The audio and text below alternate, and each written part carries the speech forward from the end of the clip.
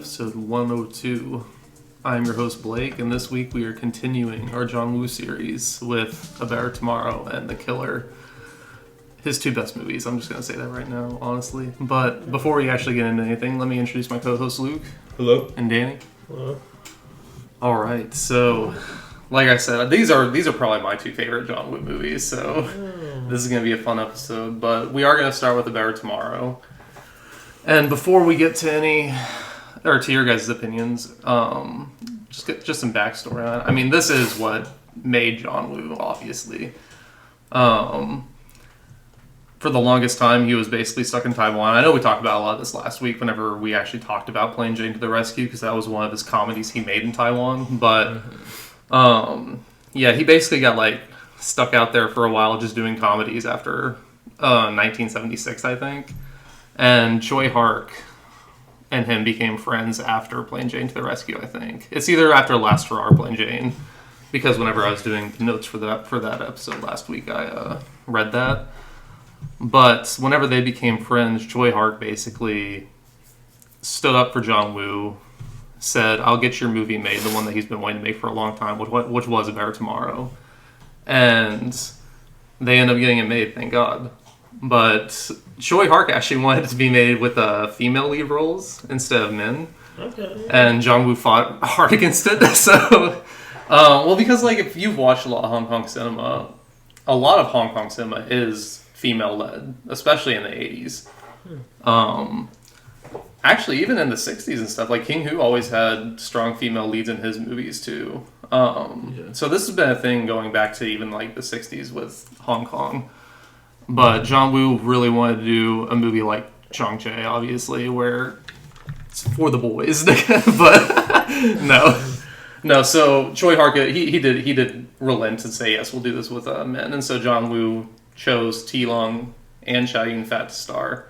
T. Long was a massive martial arts star in the 70s, which that gives this movie also something. It's something personal to T. Long too, because he was a quote-unquote washed-up star, basically, at this point in his career. And John Woo got him for this role that not many people would choose a martial arts star for. Yeah. And then Chow Yun-fat, up to this point, was known as box office poison. Because he was... every movie he was in did poorly, basically, up to this point. And he was better known as a TV star. And so John Woo fought hard for Chow Yun-fat in this role, and thank God for that too, because if he didn't have Chow Yun-fat, I don't know how this movie would have been. It probably would have still been amazing, but maybe not literally genre changing. So, but yeah, that's a lot of the backstory, and we'll get into more backstory as we go through the movie, because a lot of John Woo's personal story is in A Better Tomorrow. But have you seen any of Chow Yun-fat's earlier movies? Because he's in a lot. He's in a lot of early movies. Shit. Yes, they're mostly romantic movies. I'm pretty sure, where he's the he's the romantic lead. But yeah, he was known as box office poison, so it was known as a risk for him choosing Chow Yun-fat for this. Have you heard of Ronnie Yu, the director? Yeah, I've heard of Ronnie Yu. He was in a movie called The Postman Strikes Back. I've heard of that movie. That looks kind of interesting. Is it Postman Always Rings Twice? Is it an adaptation of that? I don't know. I haven't even heard of that one. It's a short story that a bunch of directors have. It might be. But anyway. No, yeah. I didn't know Chow Yun-fat was in so many movies before this, but... Yeah, no, he was... but he wasn't a star, or what? No, he was known as... People literally knew him as box office poison. People didn't want to cast him in roles anymore because he didn't do well at the box office, but yeah, we'll get into more backstory as we actually go through the movie. You've actually seen one called The Witch from Nepal. Oh, that movie's terrible. He's good in it, though. This is the thing, is Chow Yun-fat I'm never going to say is bad in any performance, because he's we're finally at Chow Yun-fat, oh my god. I mean, we've done I think Prison on Fire before, but that's the only Chow Yun-fat movie we've done. But this man is literally charisma, incarnate. That's my list for him on Letterboxd, and it's because that's how I feel about him. No actor has as much charisma. What specific about him, though? Because you can say any actor has charisma. No, we'll get into it, especially in these movies, but it's his eyes, man. Right. It's honestly his eyes. His eyes are so full of passion, as Danny Lee will say. I love that scene. It's so good. But No, it really is just his eyes and his face and how I don't know. It's just something about how he moves and how he like reacts to situations that is so endearing to me. Like it feels sincere. But yeah, no, he's just. But let's get into your guys' opinions. We will get into A Better Tomorrow now. What do you guys think of A Better Tomorrow? Luke? Oh, am I going first? Oh. I mean, we know what me and Danny think about it, basically. Okay, yeah. So, the first time I watched this, I famously put in my review. By famously, I mean I get roasted for it like every week. But I wasn't really feeling like the first half of it, which rewatching it, I should have more clarified that like it was more just like I wasn't really feeling like the stuff with the brother. There's something about it that just wasn't vibing with me. But on rewatch, like now knowing the ending, like it really helped me like understand like why they're in there, and like it kind of like gave it more of a purpose for me, and like so I will say I do love this movie now. I intentionally didn't rate either this or The Killer because I was like I wanted to keep it up. I might do that from now on, honestly. Just but I do love it now. Like, and I guess just like why I love it. I guess the main thing is just like the emotions. I guess like I just love like how like iron-willed they are. It's like a similar reason why I love like Nicholas Ray. Like it's like there's actually some similarities. Honestly, I wonder if they like if John would like them. I can see some similarities. Just like the iron will of their like emotions and how he's not afraid of like making them big, but they are very deserved. But yeah, I'm glad you liked it more. You didn't like Leslie Chung the first time, though. Is that Leslie Chung? Yeah. Oh, I didn't realize he's young. Oh no, he's young in this movie for sure. Okay, that actually makes so much sense. Their like faces are like the exact same. Yeah. Is he in a lot of House Shashen movies or what's he? He's in a few Wong Kar-wais. He's in. He's in. He's in a lot of Hong Kong movies. I also. So I will say, yeah, like a lot of the first half, like I like more this time. I still don't get the audition scene. Why that's there? Like. It's like I guess it's supposed to be like a comedic scene. I just don't find it funny. But well, dude, because Plain Jane has a similar scene. It does, yes. He must love that or something. I don't know. It's like his go-to joke. A musical joke. Yeah. But anyway, I guess I can go. Yeah. I love A Better Tomorrow, obviously. It's kind of it's like John Woo, like everything he believes, like everything what made him great about his style, like in the perfect movie to me.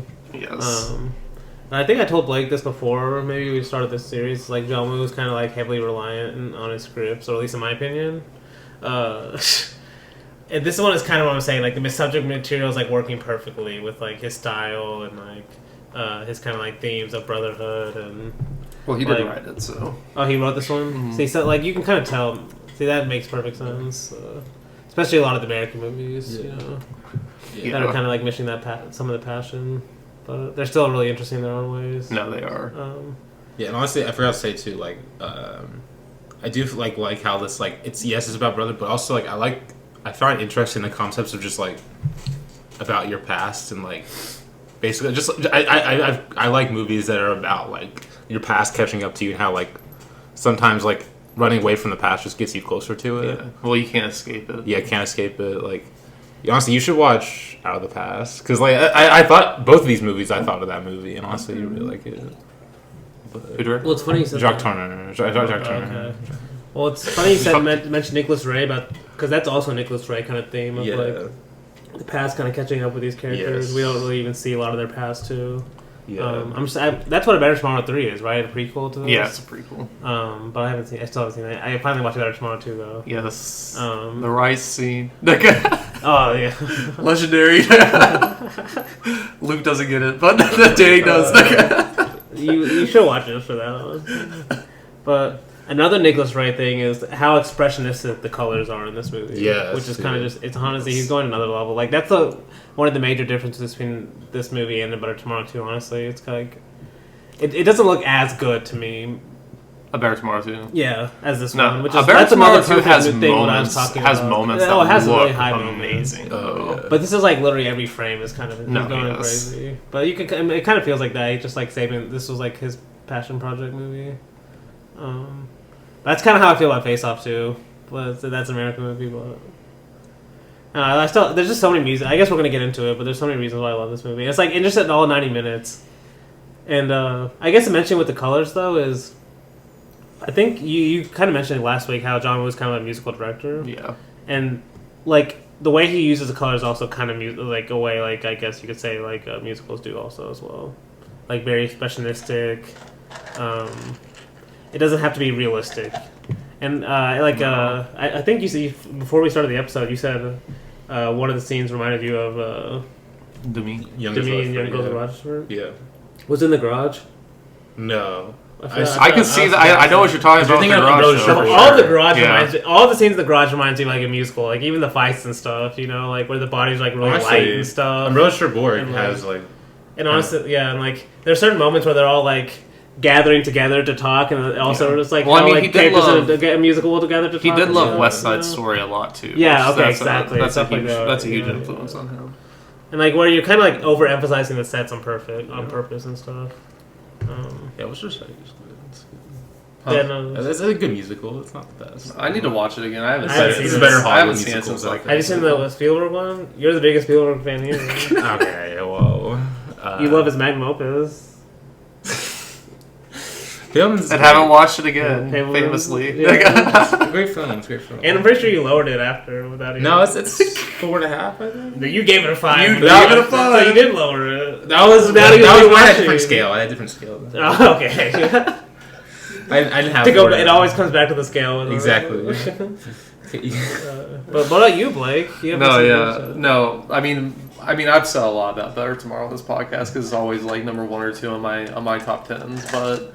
It is one of my favorite movies of all time. It's my favorite action movie of all time. It's my favorite John Woo, which The Killer is also up there, which we're going to get to. But A Better Tomorrow is it's what you said.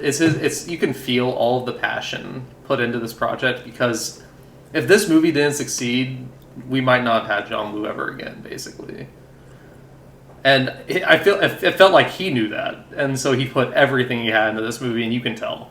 Yeah. And like this is like everything he's been waiting for is put into this movie. Like someone finally trusted him enough to let him do what he wanted to do, something that was a huge risk at the time, like a male driven dark movie about like triads basically.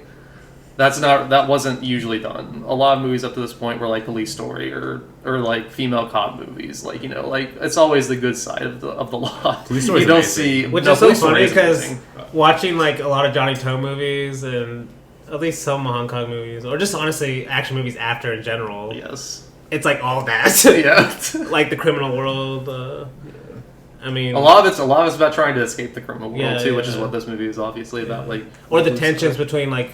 Friendship, loyalty with a criminal gang versus like breaking loyalty to like go to the law or something. Yeah. You know? Well, and that's something that's so interesting loyalty. about this movie is because like T. Lung's character is a big brother in 2 senses of the word. He's a big brother in the Triad, and he's literally a big brother to his cop brother. Like, and that's what makes like some of the emotions whenever he comes back and gets confronted by. Well, I thought you were going to say also it's another interesting like big brother thing of.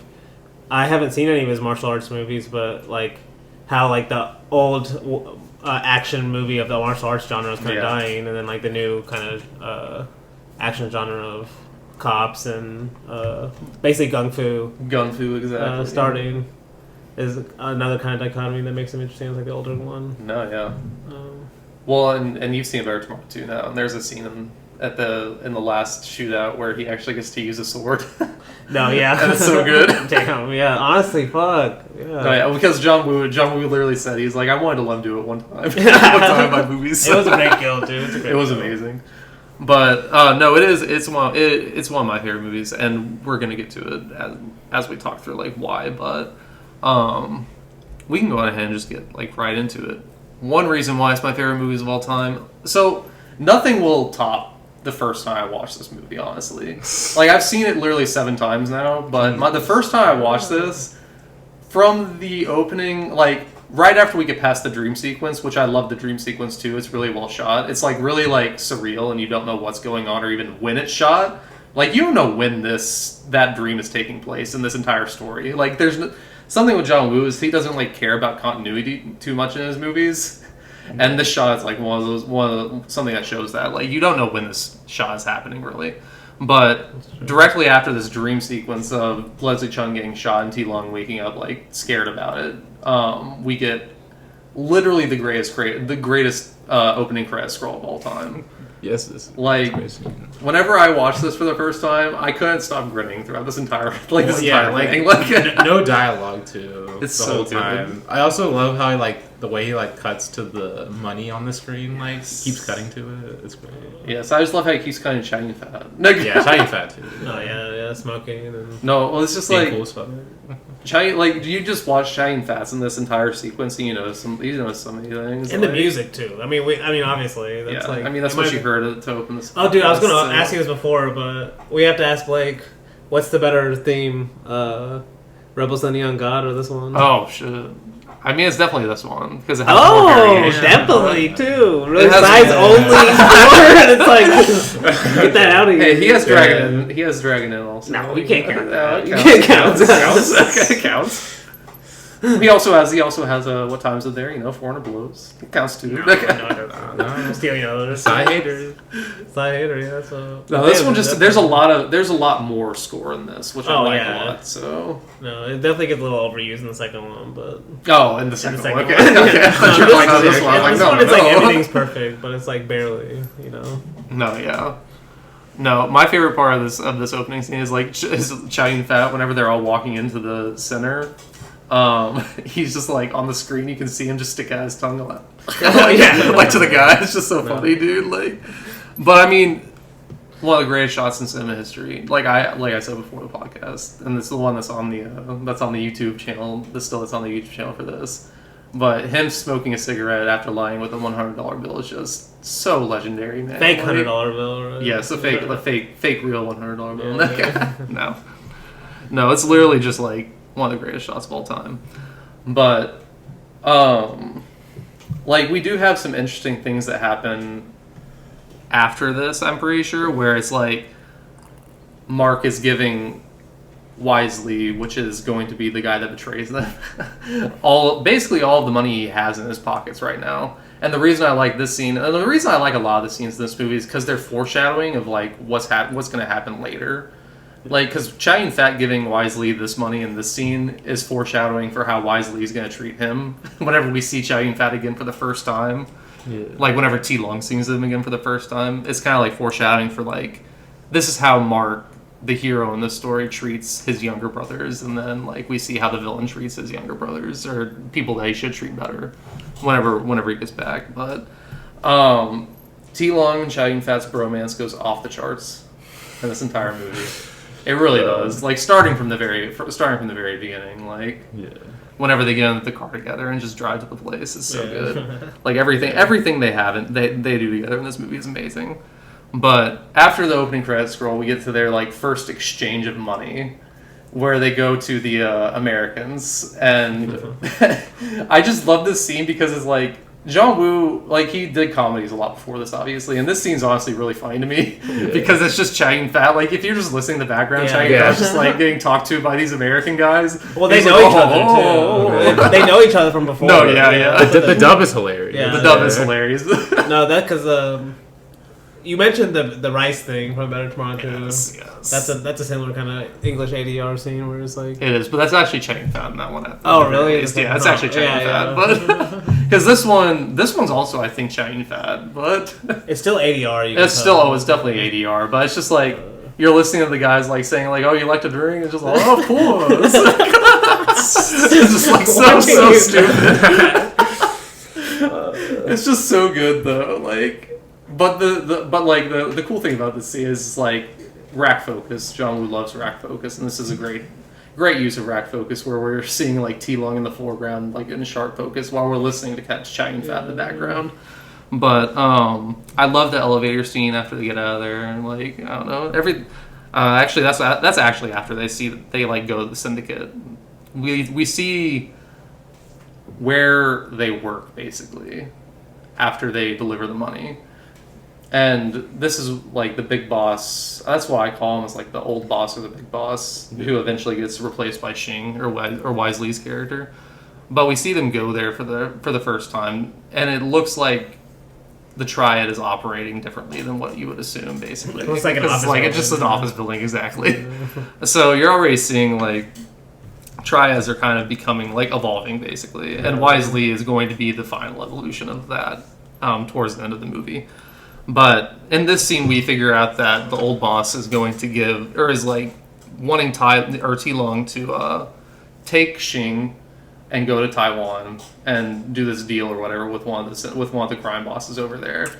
Mark in this scene is awesome. Chow Yun-fat's character is just awesome in the scene, like trying to give like a rose to Linda. I just love it. I don't know. I love Chow Yun-fat and all this stuff. But whenever they leave, that elevator scene is so sweet. Where it's just like more of their bromance kind of going off, honestly. Yeah.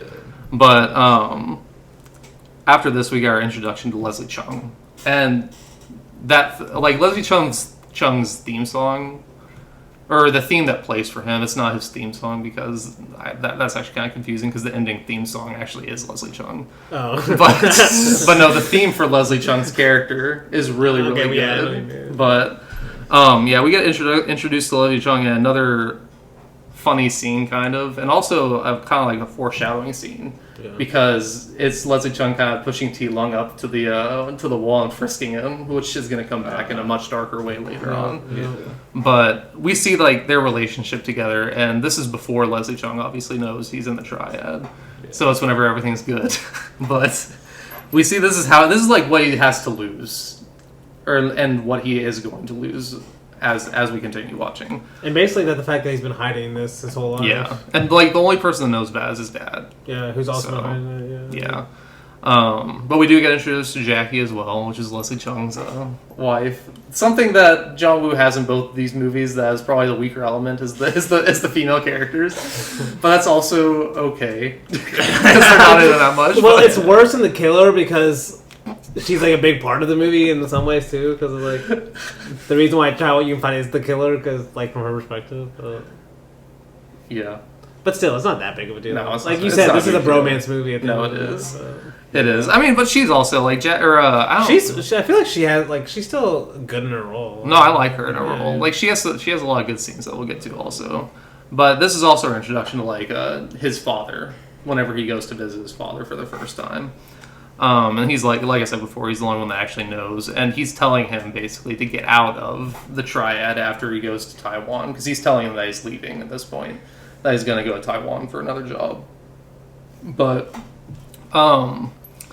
after we get this, we get the cello tryout, which is what you were talking about before. Yeah. Choi Hark appears in this also. He's one of the talent guys up there. I think this scene is there to show that Leslie Chung's character doesn't like fit into the real world, basically.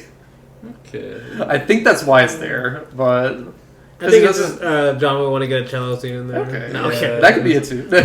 Or is that a cello? Right? No, it's a cello. Okay, yeah. okay. No, I was like, I want to make sure that's. But I do think that's what Jane is playing Jane at the rescue. Yeah, exactly. As well, so. Yeah. Definitely could just be an homage to his own self-homage. Okay. No, that's the reason I think is in there, but because he doesn't fit in. He doesn't fit in with like anyone in this movie until the end, whenever he accepts his and brother also again. like kind of extension of that is like he's kind of like and this is emphasized in Better Tomorrow too. Also, like just by living his life, he kind of like fucks her over. You know, like. Better Tomorrow 2 is like he's so late to harsh, her dude. things always. You know, he's late to her things. Better Tomorrow 2 is like so harsh to Leslie Chung's character, dude. Yeah. Like, it's so sad. Well, and his wife at first too. Oh, especially and then his wife. him. Yeah. Well, both of them. Yeah. I mean, also her, but yes. But the scene with Mark, Ho, and Xing in the bar is the next like major thing that happens, and it's amazing I sweater. It's my profile picture. I get so caught up on that sweater. It's such a nice sweater, man. I mean, Chow Yun-fat looks so good this entire movie. Yeah. So No, he does. even whenever he's like disheveled, he still looks good. Like, but no. The entire reason this scene is in here is it's Mark trying to like warn Shing about this isn't what you think it is. It's not like it's not all fun and stuff whenever you go on your first job, essentially, because he tells the story of his first job and how he had to drink piss in a nightclub. He's a great storyteller. He is a great storyteller, dude. Because T Long is just sitting over there, just kind of like grinning, like so you don't even know if it's like real or not. Because it's like he's like just shut up. Like he's like just shut up. Also, it kind of shows like, because like you've kind of just like at this point seen mostly just like his cool side, so it kind of shows like he has like a heart. I would say like he isn't just like a or he wasn't always like this.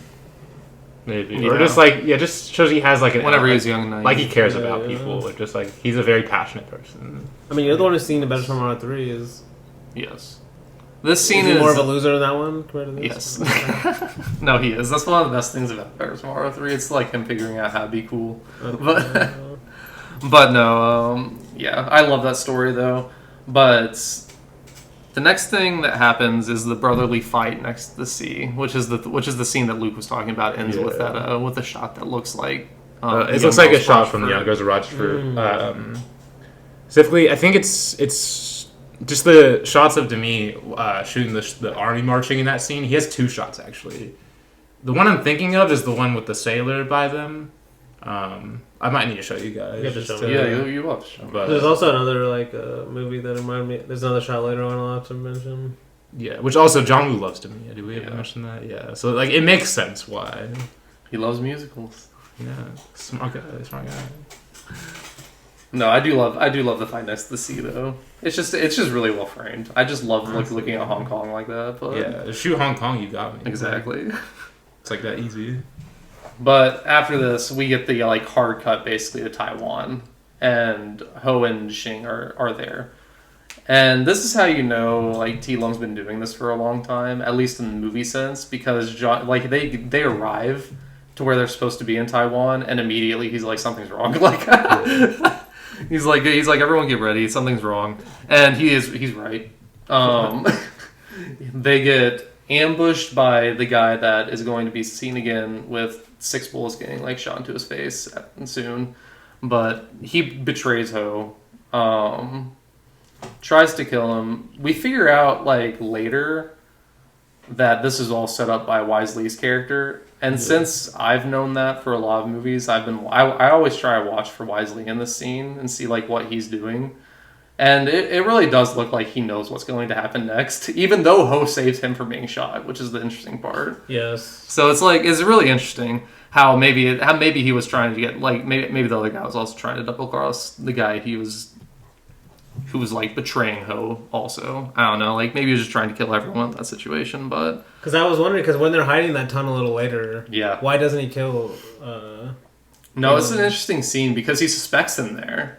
Yeah. He even says, was it you? Yeah. And, he does I would have killed you. He said I would have killed you by now if it was me. Yeah. Well, he literally said, would we be in the situation? Yeah. I wouldn't be in the situation if it was me. Which is it's a good rebuttal, I guess. But this entire, action sequence is amazing. It's just one of many that's going to be coming that's amazing. But, yeah, their flight through to that tunnel we talked about is great. But it's all intercut with Ho's father getting killed back in Hong Kong. And this is how you know it's a setup, essentially, because this is all happening in real time. It's all happening at night. Ho's getting arrested at night, and then a killer comes to arrest, or you don't know if he's coming to just take him hostage to get Ho to work for them, if he's actually coming to kill them, which it ends up he came and silenced him immediately. Yeah. But he does try to not kill him. He tries to make him come with him at first. Yeah. So, but it's a setup because no one knows. How would they know immediately that this happened? Basically, yeah. I don't know though.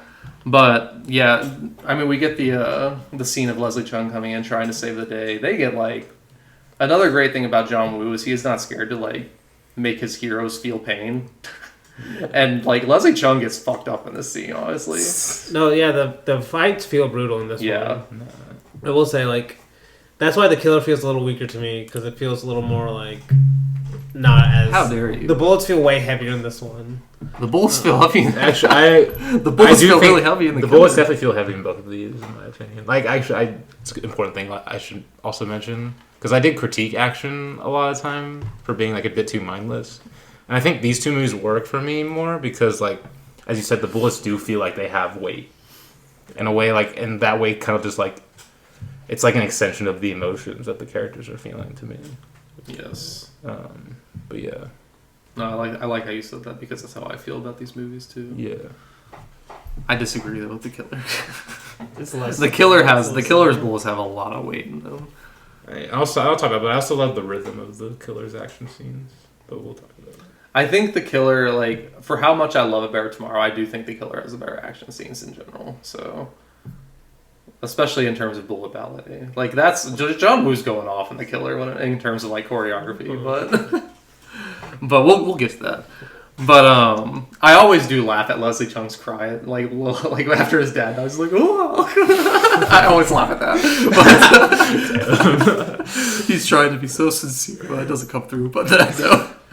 But I love how fast this movie happens too. It's like every scene is just like a crucial moment, and then it moves on. So good, it's so good. Yeah, because then we cut to the sexiest man alive, reading about Ho's arrest. This is Chow Yun-fat, like cut with the train, like at the train station, basically. Voiceover? Yeah, the voiceover, him walking through. Yeah, he's like, "There's no rules anymore. You can't trust anybody." Is that the only voiceover in the movie? I think so. It's like all done randomly. It's like random, like it doesn't matter. It's so cool. noir. I don't. It's so good. Voiceover, then it never goes back to it. I love it. Like, but it's so good. Damn, I just realized that. It's so good.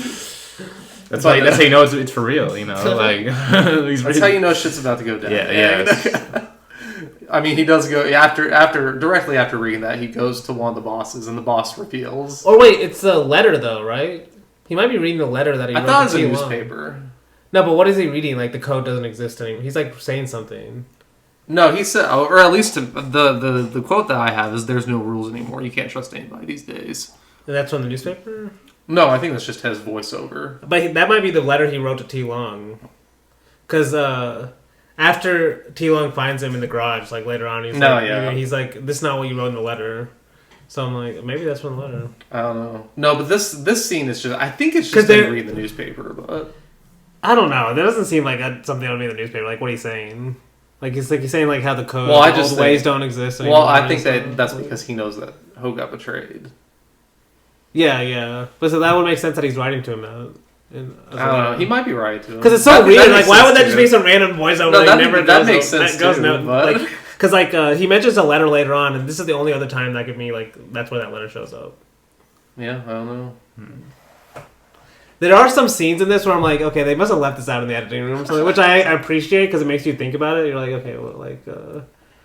Well, it's not like when they decide to go like get this tape to get the tape later on. I'm like, they never discussed this. Yeah, ever. right. I had that thought again. I've had that thought for a while. Where it's I've seen it 3 times. I don't know what this tape does. But like, no, it's supposed to entrap the guy. It's supposed to be. It's supposed. It has him saying like basically admitting. But see, like the tape has something to do with the beginning opening montage of like the money, like and then making money. Like that's where the entire last fight sequence where they get the tape is where they're walking into at the beginning of the movie. Yes, it's the same place. So it's like, to me, it's like the tape just records everything they've done. That's why it's... No, but they say something about him incriminating himself, the main leader. Well, then why would he do that?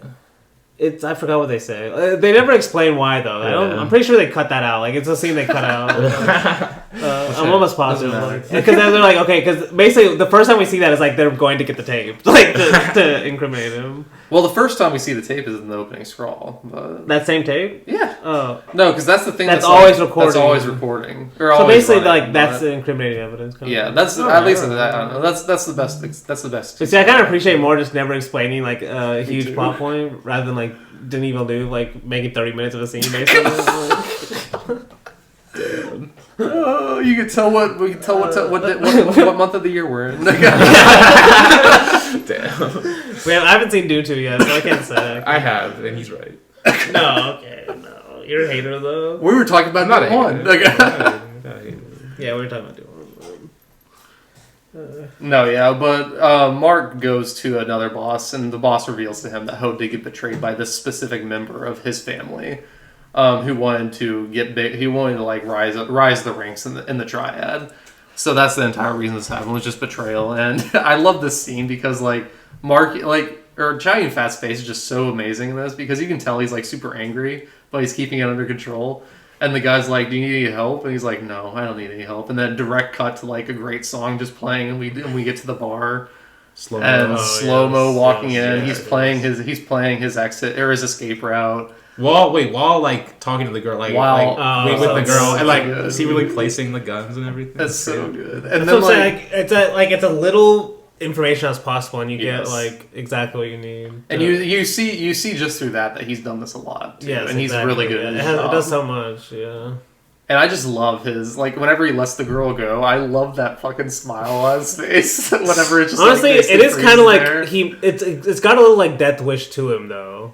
Yeah. Like he wouldn't really care if he died too much. No, that's why he's willing to be so brave like that. No, it's a lot like Sydney and the Killer that we'll get to.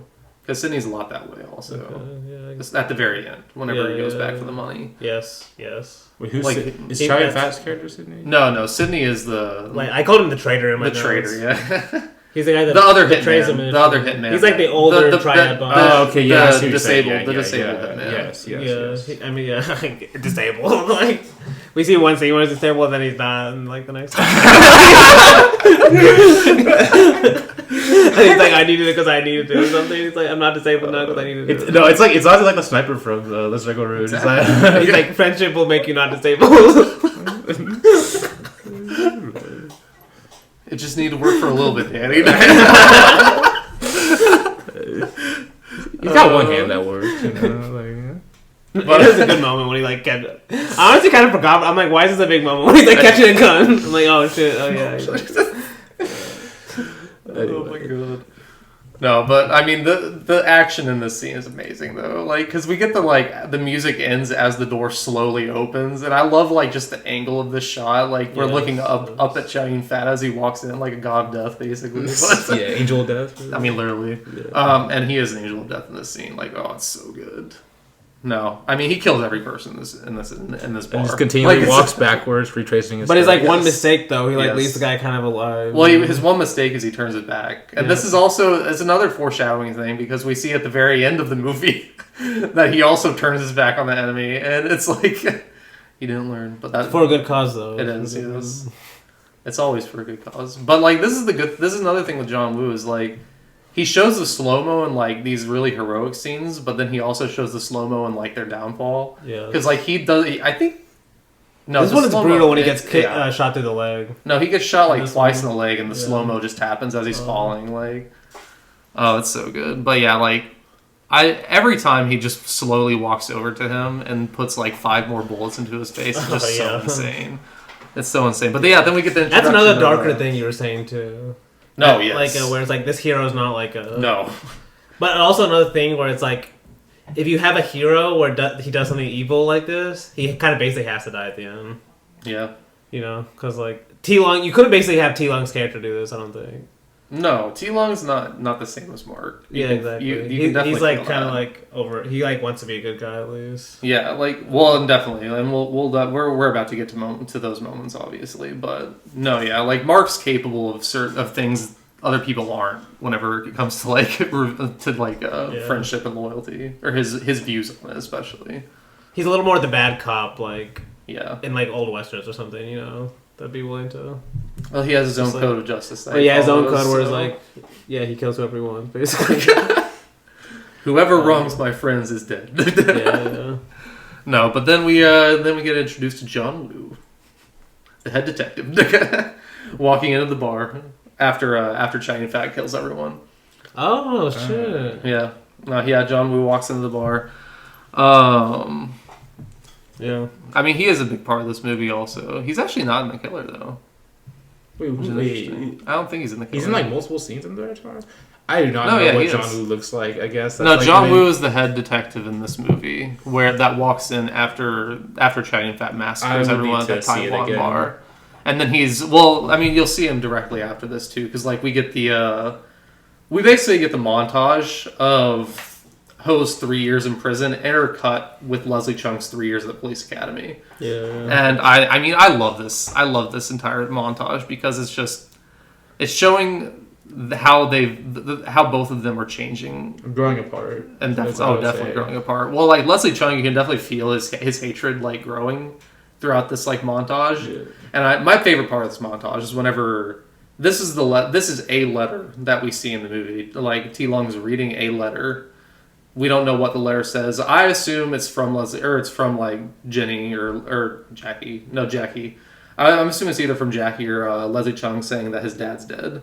But it also could be Chow Yun-fat's letter. I don't know that he's reading because we see Leslie Chung like point his gun at it, and then it just keeps on cutting back and forth between the target and Ho, and then and then he fires at it. No, I mean I love that scene, but amazing editing. But yeah, after that, 3 years have taken place, and Ho's released, and John Woo. That's the head detective. There is John Woo, who meets him outside. Do you know what scene I'm talking about? Because he's like, I need to see a picture. I think he says, T Lung says like, I won't be back here again or something. Yeah, no, T Lung says he won't be back here again. And then like John, I don't know the exact subtitles because like I had the Blu-rays for this, but one of the Killer is the Hong Kong Blu-ray, and the subtitles for that are a lot better than Better Tomorrow's, honestly, because the Korean Korean English subtitles of that are not great. But he says something along the lines of "Once a thief, always a thief." Like John Woo's character does. Or like, once you're a thief, it's hard not to be. Yeah. But then we cut back to Ho arriving back in Hong Kong. And this is where we see how far the relationship between him and Kit has deteriorated. Because Kit sees him just through the rain. Just driving? Just driving through the rain, stops the taxi, and like, goes this is a out very and like musical assaults him. shot, you know, it like is, heavy rain, like...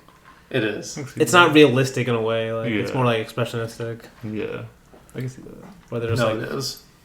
Like T Lung's happy to see him, and all of a sudden he's like getting beat up.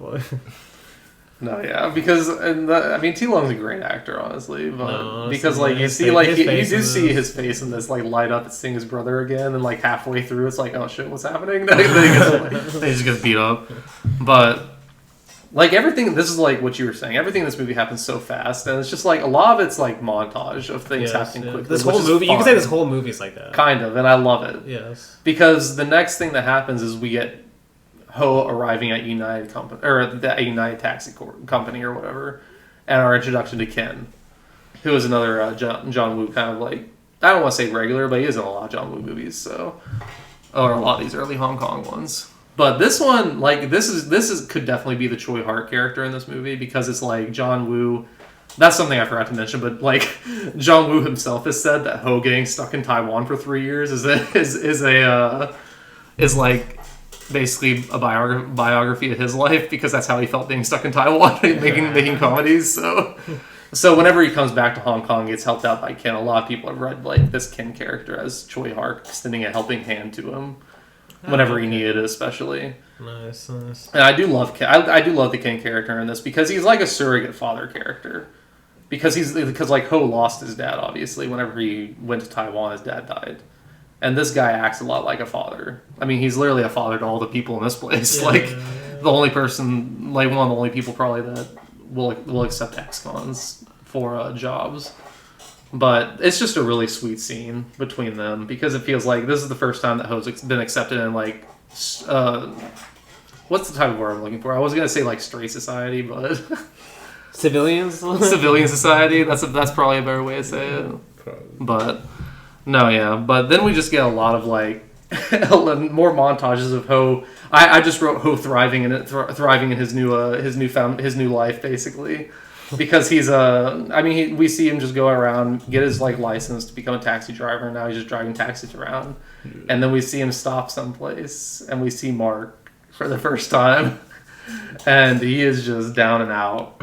He is a cripple now after getting shot, and he is washing the windshields of Wisely's character, who walks out to the music just blaring, and I fucking love it. It's so good. And then just like when Chow Yun-fat opens the door for me, he's like. This is like literally he gets thrown some money at him. Yeah, like he's like a fucking stripper or something. Like what the fuck? Yeah, I love the way he's limping too with the. Well, No, also, it's great. doesn't have a shave like for a while. Yeah. Like it's like No, he's got that disheveled look. yeah. But no, that's what I was saying, like with the foreshadowing earlier. Like Chow Yun-fat treated him so well whenever he was a younger brother, Yeah. and now this is how he gets treated Yeah. after even Wisely's character later says like Mark did so much for me in the bar scene whenever they're all at the bar later on. He's like, oh, you did so much for me, Mark. I have to look out for you. And then you're like, okay, bullshit. Like, Mark hates this man, but yeah, like Ho sees him and follows him back down after he gets lunch, and this is where the fight's gonna happen later. Also, like we see like Chow Yun-fat's literally homeless, living at work in the basement at work, basically. You can tell this guy's not good with money management. Well, he probably doesn't get any money, but yeah, that too. But this scene, he's good enough with a gun. He should be able to steal some money. You know, like.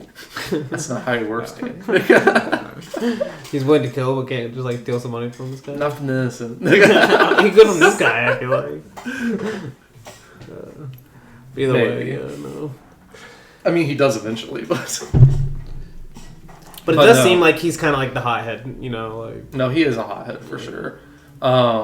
This scene always it doesn't give me tears anymore, but for the first few watches I cried every time I watched the scene whenever they reunite. Like, oh, dude, it's great. It's so good. Like, this is what I'm talking about. Like, Chow Yun-fat's eyes are so good. Like, whenever Ho just goes like, this isn't what your letters said, like he's just like eating and like slowly like starting to tear up, and I'm just like, oh no, here they come. But there are some good quotes in this. I wrote down like this isn't our world anymore, and then Mark says something that he is also foreshadowing for one of the greatest scenes in this movie. But I've waited 3 years. Let's start all over again. And this is like they're both on opposite paths. Like one wants to restart this life, and the other doesn't want anything to do with it. So that's a good way to put it. But they're still brothers, obviously. We do see like a quick scene of Kit getting denied promotion because of his relationship with Ho, and this is another like big part of the movie where it's like how it's like John Woo's not. It's hard to say. Like I don't know. I think John Woo is a cynical filmmaker, at least in some movies. Some movies he's an optimist, but in a lot of movies he's very cynical. Especially like Better Tomorrow, the killer is very cynical at the end. A Bullet in the Head is very cynical. Hard Boiled's not, but like this thing of the world accepting a bad person if they have money, but if you're even related to someone that does something bad in civilian society, you can't like move up in a position. Like you can turn black to white, but not white to black is what is like the quotes in this movie a lot.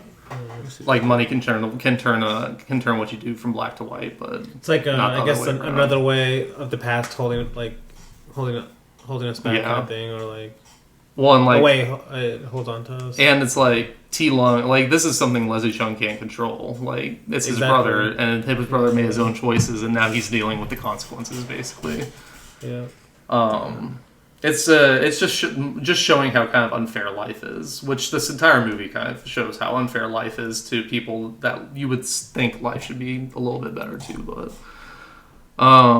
we do get after this the first meeting between Xing and Ho, whenever in the bar that I was talking about a little bit earlier, where Mark and Ho are just in this bar. You see Leslie Chung's there because he's been following Xing for a while. And Xing comes down and talks to Ho. And this is like, I love everything in this scene again. Like, just the lighting in general is amazing. Like, Chow Yun-fat just lighting cigarettes off of everything. Basically, like a candle in this scene is just amazing. How many cigarettes does he go through in this movie? Oh, he goes through so many. He has to, dude. He goes through so many. I feel like you should count by now. Like, I haven't. That'd be a good drinking game, maybe. If you want to die. They smoke a lot in this movie. Exactly. But, I actually wrote down my notes that Chow Yun-fat is channeling his inner Elliot Gould. Honestly, I mean, their codes of friendship are very similar. No, they are. They are. No, that I do remember mentioning that, I think, in The Long Goodbye. Yeah. But yeah, after all this, it's just Xing kind of getting a feel for Ho again, trying to see if he's willing to work with him. And Mark fucking hates Shing. You can tell immediately because he like toasts his leg. He toasts his leg and everything. But the important part of this scene is not really this. It's what happens afterwards whenever Leslie Chung confronts Ho again, or whenever Kit confronts Ho again, and it's like it's a reminiscent of the scene before, whenever it was like really sweet of him pushing his brother up against the wall and frisking him. This one is not. It's him thinking of his brother as only a criminal. That's all he's ever going to be. That's all he ever was. Everything he every good feeling he ever had for him was a lie, basically. But what makes this scene great is like you have all three of them in the frame multiple times, and I love it. Because it's like we mentioned before, like John Woo does love rack focus, and he uses the rack focus a lot in the shot. Where it's like sometimes it'll be focused on Ho, sometimes it'll be focused on Leslie Chung right behind him, and then sometimes it'll be focused on Mark, like in the very background, like just watching them. But the best part of the scene is like Mark stands up for Ho. I do want to mention though, like Ho does say this line of like, "I'm not a big brother anymore," after Kit basically is saying. He's asking him like where is the next location for the drug drop going to be, and he's like, I don't know anything anymore. And he's like, how can a big brother not know anything? He's like, I'm not a big brother anymore. And he's like tearing up, and it's like because that's literally him. Like he's lost both families that he was a part of before. Damn. Like he lost a Triad family and his real family at the same moment. Dual meaning. Yeah. But Leslie Chung like won't even call him by his name, and this is whenever Chow Yun-fat gets like really mad and comes out and like shoves him. This is like the emotions that Luke was talking about. It's another foreshadowing to the last scene too. No, it is. Yes. No, it is. But like this is like the emotion that Luke, I'm assuming, was talking about. Of, like what stands out to him is like these scenes of emotion are just so good because they just feel sincere. Like they really do. Like they could, like a lot of scenes like this could feel cheesy in some movies, but. And a lot of them do, which I love cheese, so a lot of those don't bother me either. But these ones don't feel cheesy to me; they just feel like actually fucking amazing. Yeah. But I do love like whenever Leslie Chung does point the gun at him, he's like, "I'll shoot you, cripple," and he's like, "Don't ever point a gun at my head. If you're like pointing a gun at me, like shoot me."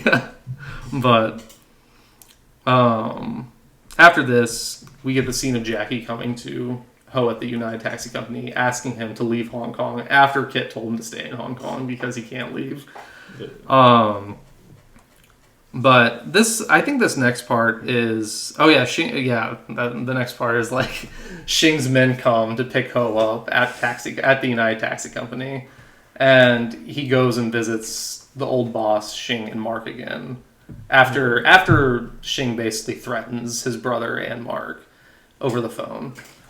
But he goes back. We see like the dynamics of the Triad have changed because Shing is the real boss now, and it's not the old guy that was the boss whenever Ho was there.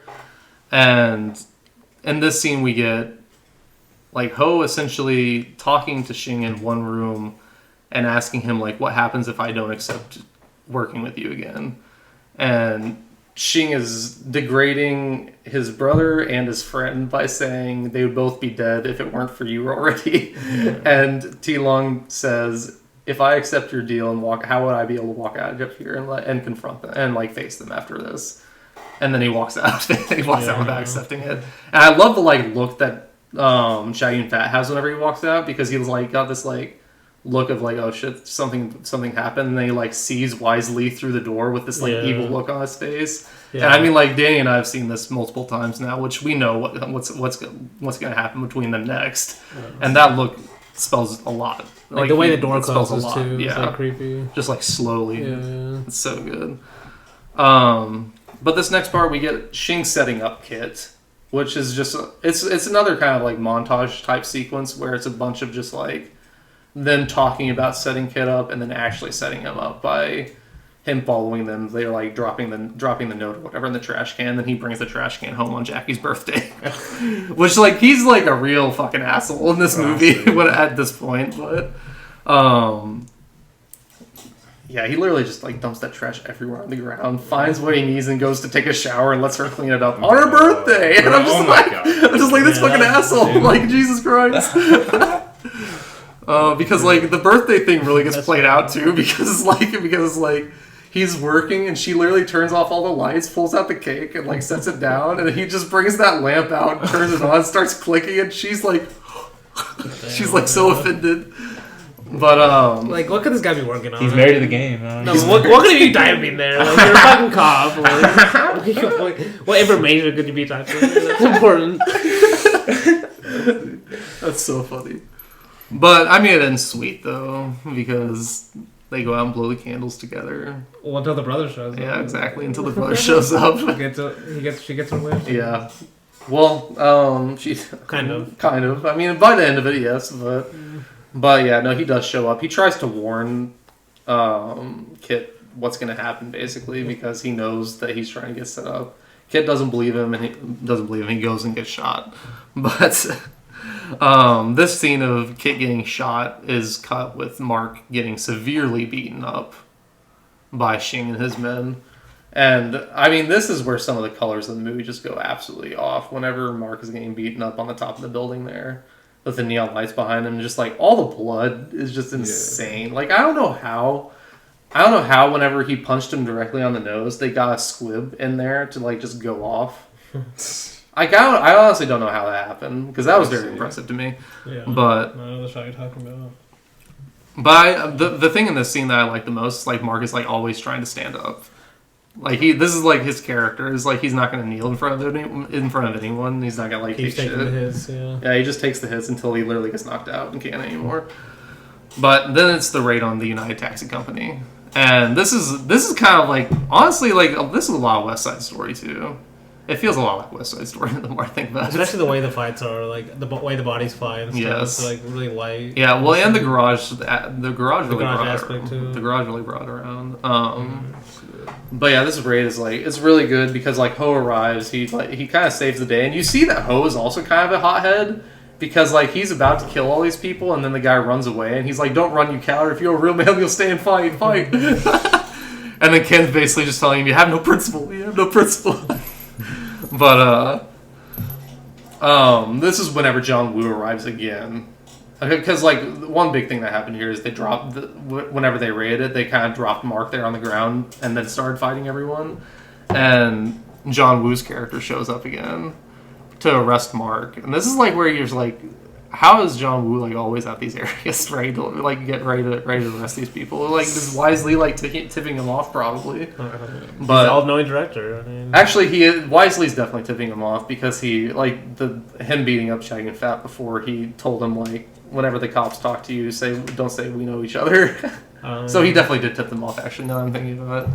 But, yeah, John Woo arrives, and Ho's asking him, like, how are we going to get out of this? And so they all just form a line, make it, like, really hard to see. And then Ken drives off in a taxi, and they have to follow because they think Mark's in it. And they wreck it, and then we see, like, Mark and Ho obviously take the other taxi.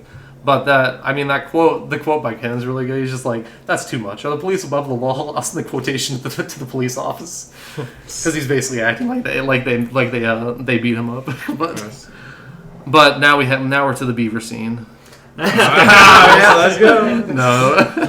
No, the scene about Hong Kong is one of the best scenes in the movie. Like, just the lights of Hong Kong can make any scene amazing. Yes, but it can disappear in an instant, though. Exactly. No, yeah. I didn't realize Hong Kong looks so beautiful at night. Such beauty can vanish in a blink. It really isn't worthwhile. There's a lot of different translations.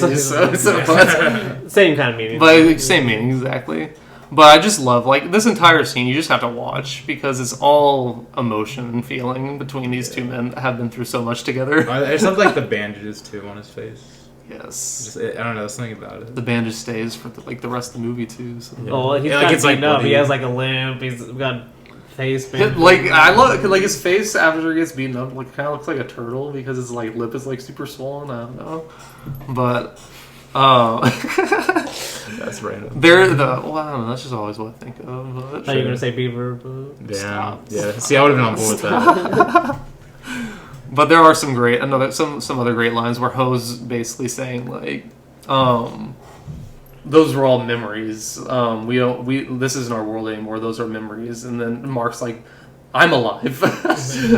And then he says, that's enough. I don't need your pity. You don't owe me anything. I would never force my friends to do something unwillingly. I have my own principle. I don't want to live like this anymore. Do you think I like begging? I've waited 3 years for this opportunity. I want to show them, not to prove that I'm the best, but to simply take back what I've lost. Look at yourself. Look at what you've become. Back then people rejected you. Now you can't even take 2 steps without someone following you. Have you ever fought for a chance? You never have. Never. I don't want to be like you. Like, it's just... This is what gets Ho to come like save him though, basically at the end, or like come get the tape and work with him though. Is this like quote? But it's just like all the emotion of Mark and what makes him like relate to so many people. I don't know. He's so good. But I have my notes say, and just one of the coolest cuts ever to Mark walking to that score down like as you're reading like the no smoking in big like red letters behind him. It's just like him walking to the tape room or whatever, or the money printing room, where they're making all the fake money. And I mean, this entire sequence is amazing. It's one of the great gunfights in the movie, where he steals the tape. You can tell he's kind of on home terrain because he literally lives in this area. Yeah. But like this, I mean, it's just more stuff that you just have to watch to kind of believe. Like talking about a John Woo gunfight was doing it a disservice because you literally can't talk about it. But yeah, after he kills essentially everyone, he gets shot too. He gets shot in the arm, and my favorite shot of this movie is whenever he reloads and then like takes a little dive, like diving on that little on the little cart and goes and shoots everyone like after he loses the thing. Like I love that shot. But Ho arrives to the music once again. He arrives to the swelling of the music and takes the tape away. We have like that quick scene at the police station where they find out that Ho and Mark are trying to blackmail Shing, and they figure out that Shing has like withdrawn $2 million because we have like this quick scene of like Shing also basically making this plan to kill the old boss whenever he tells him like Ho wants to come over for dinner, but because Shing does end up killing the old boss also and pinning it on him. But Ho gives the tape to Jackie and tells her to give it to Kid. And I guess I did forget to mention, but no, I did mention that Kid got shot, but that was just like a really quick thing. Yeah, that's kind of nice, honestly. It's kind of nice. That's what I'm saying. There's a lot of stuff that happens in this movie. I do like the scene of Kid getting shot, though. It's like it's shot really well. Yeah, I like the in the dock area. Yeah, but yes, after all this, we get like the temple scene, another just amazing scene in the movie, where Mark and Ho are just waiting for Shing to come to the temple with $2 million. And they're talking about anyone can control the destinies. Oh, yes. I love that quote. Anyone can control the destinies. Yes, and this is something like this movie ends with it, and the killer kind of opens with this question of, "Do you believe in God?" Because the killer opens with that question, but this one ends with basically ends with like it opens in a church and ends in a church. Yes. So. I mean, what's the question though in the killer? Do they ask that? Yeah. No. Cindy sits down. At the very beginning and asks, "Do you believe in God?" He's like, "I like it because of the tranquility and stuff." Yeah. But yeah, no. He says, "Do you believe in God?" And Mark says, "I'm God. A God can be a human. A God is someone who controls their destiny." And then it's a freeze frame too. Oh no, yeah. Well, Ho says sometimes there's things you can't control, and then Mark says you win some, you lose some. And then freeze frames on his face. So good because the you win some, you lose some also comes back in the killer too. But yeah, it does. But and the freeze frames. Oh, the freeze frames and the killer the killer's freeze frames are better than this one just because he uses them more. Yeah. I mean, that's why you could argue this one is better. Danny, there's something about Danny Lee's face. Okay, yeah, there's some great ones. So, like, he just looks like a giant teddy bear. But he just like it's like he's like found out you could actually do this in a movie. And he's like, people like this. Oh, let's go. But so there is something interesting that happens in this scene. Like after Shing gives them the money, he like Mark's about to open it. He's like, "Oh, don't open it. It's booby trapped." And then Mark obviously ends up opening it, and it looks like he sees something in there that tells him Shing killed the old boss because it directly cuts right after Mark opens the box and then punches Shing in the face. It directly cuts to the police finding out about the old boss being shot. So I don't know what he sees in there because all I ever see in there is money. So I don't know what he saw, but apparently he might have seen something to know. that they would know that they're getting like framed for this murder also. Yeah. But then we get the ending of the movie, which takes like 15, 20 minutes, I think, which is amazing. But just like the entire dock sequence. The score goes absolutely off. This probably has my favorite moment in the movie when Chow Yun-fat turns around the boat. Just not every time. No, I'm just kidding. No. Basically, yeah. No, yeah. I mean, the entire thing is amazing, though. Like, the walk down to the boat, Mark getting on it by himself, and like Ho telling him to leave, and then like him go like, "Without you said we go together." I love like before he turns to when he's driving the boat, where he's like looking behind him. He's like, you can tell he's unsure, and then he's like, "Oh no!" Like this is like his face is just going off this entire time because it's like his face is in turmoil, and you can tell. Yeah, and he's also so good. Also the cross cutting is really good. Yes. No, yeah, because this is cross cut between him having this turmoil is cross cut with Leslie Chung arriving. Yeah. Leslie Chung's character, like, I love Leslie Chung. I love Kit as a person, but he's a dumb motherfucker. Like, this guy is so Wait, dumb. like the way he arrives in this, or what? I'm just talking about his character in general. Like, he runs like at the dock scene where he gets shot for the first time. He just like points his gun up in there and goes like, "I'm a cop," and then like he gets shot. I'm just like, "What are you doing, you dumbass?" Like, well, I mean, he's a cop. The point is like the older cops are right that he shouldn't be on this case. Oh yes, you know, like, he's too hot. Yeah, exactly. But no. But dude, like you mentioned the cross cutting, that's kind of what I was mentioning last week about John Woo being a negative influence. Is like cross cutting action is like it's too much. It can be so. That's what you're saying when that's when action cuts so mindless a lot of the times. It's like there's just nothing actually going on. Whenever they're not putting thought behind why they're cross cutting. Yeah, it's like it just becomes like random just moments. Yes. What movie are you thinking of? When you said I mean, just most action movies. Okay. It's just an easy, cheap way to like not film like an actual like. That's because that's what I was saying. Like with John Wick, people are like all of a sudden like happy because that's just like single take action again. You know, where you can actually see action on screen. John Wick's definitely too mindless though for me. Is what? Too mindless. John Wick? Yeah. Which one? Like all just because of there's a lot of action. Still. It's all action. It's just like too much. I don't know. It's like overdue maybe. It's like I get it. Like the 5 millionth person just got gunned down. We get it. Like they kill his dog. They killed him. That was like 4 movies ago. Damn, get over it. Get a new dog. We actually did. There's other animals, bro. Was it the second one he had another dog, or I don't remember. Yeah, he had some. I don't know. But also, this scene brings back like a John Woo theme that'll come at least definitely in The Killer and Face Off is the action scenes near a boat, like a boat dock basically, or near water. Yes. Speedboats going around. Like yes. No, I mean, this entire... I love it. I love everything that happens in this movie.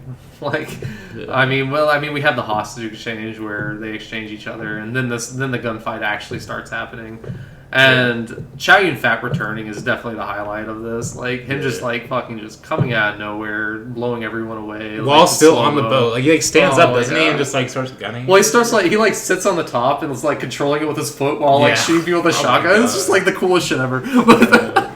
Yeah, and honestly, just like the background, like the scenery of this scene, just like adds to it.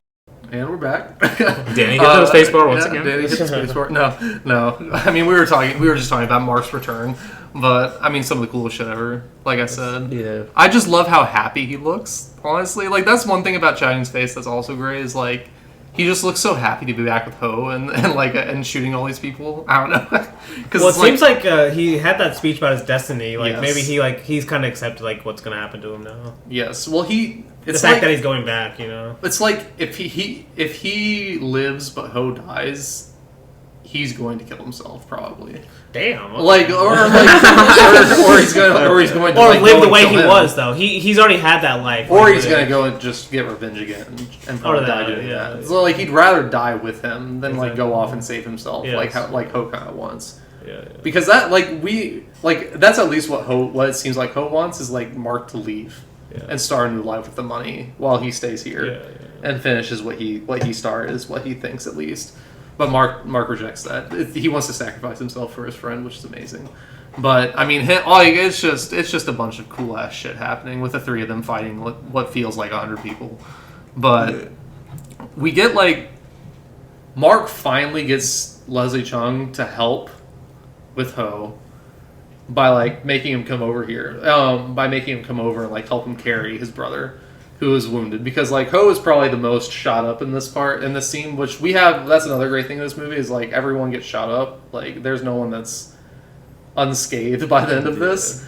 So Mark and Kit are dragging Ho towards the docks.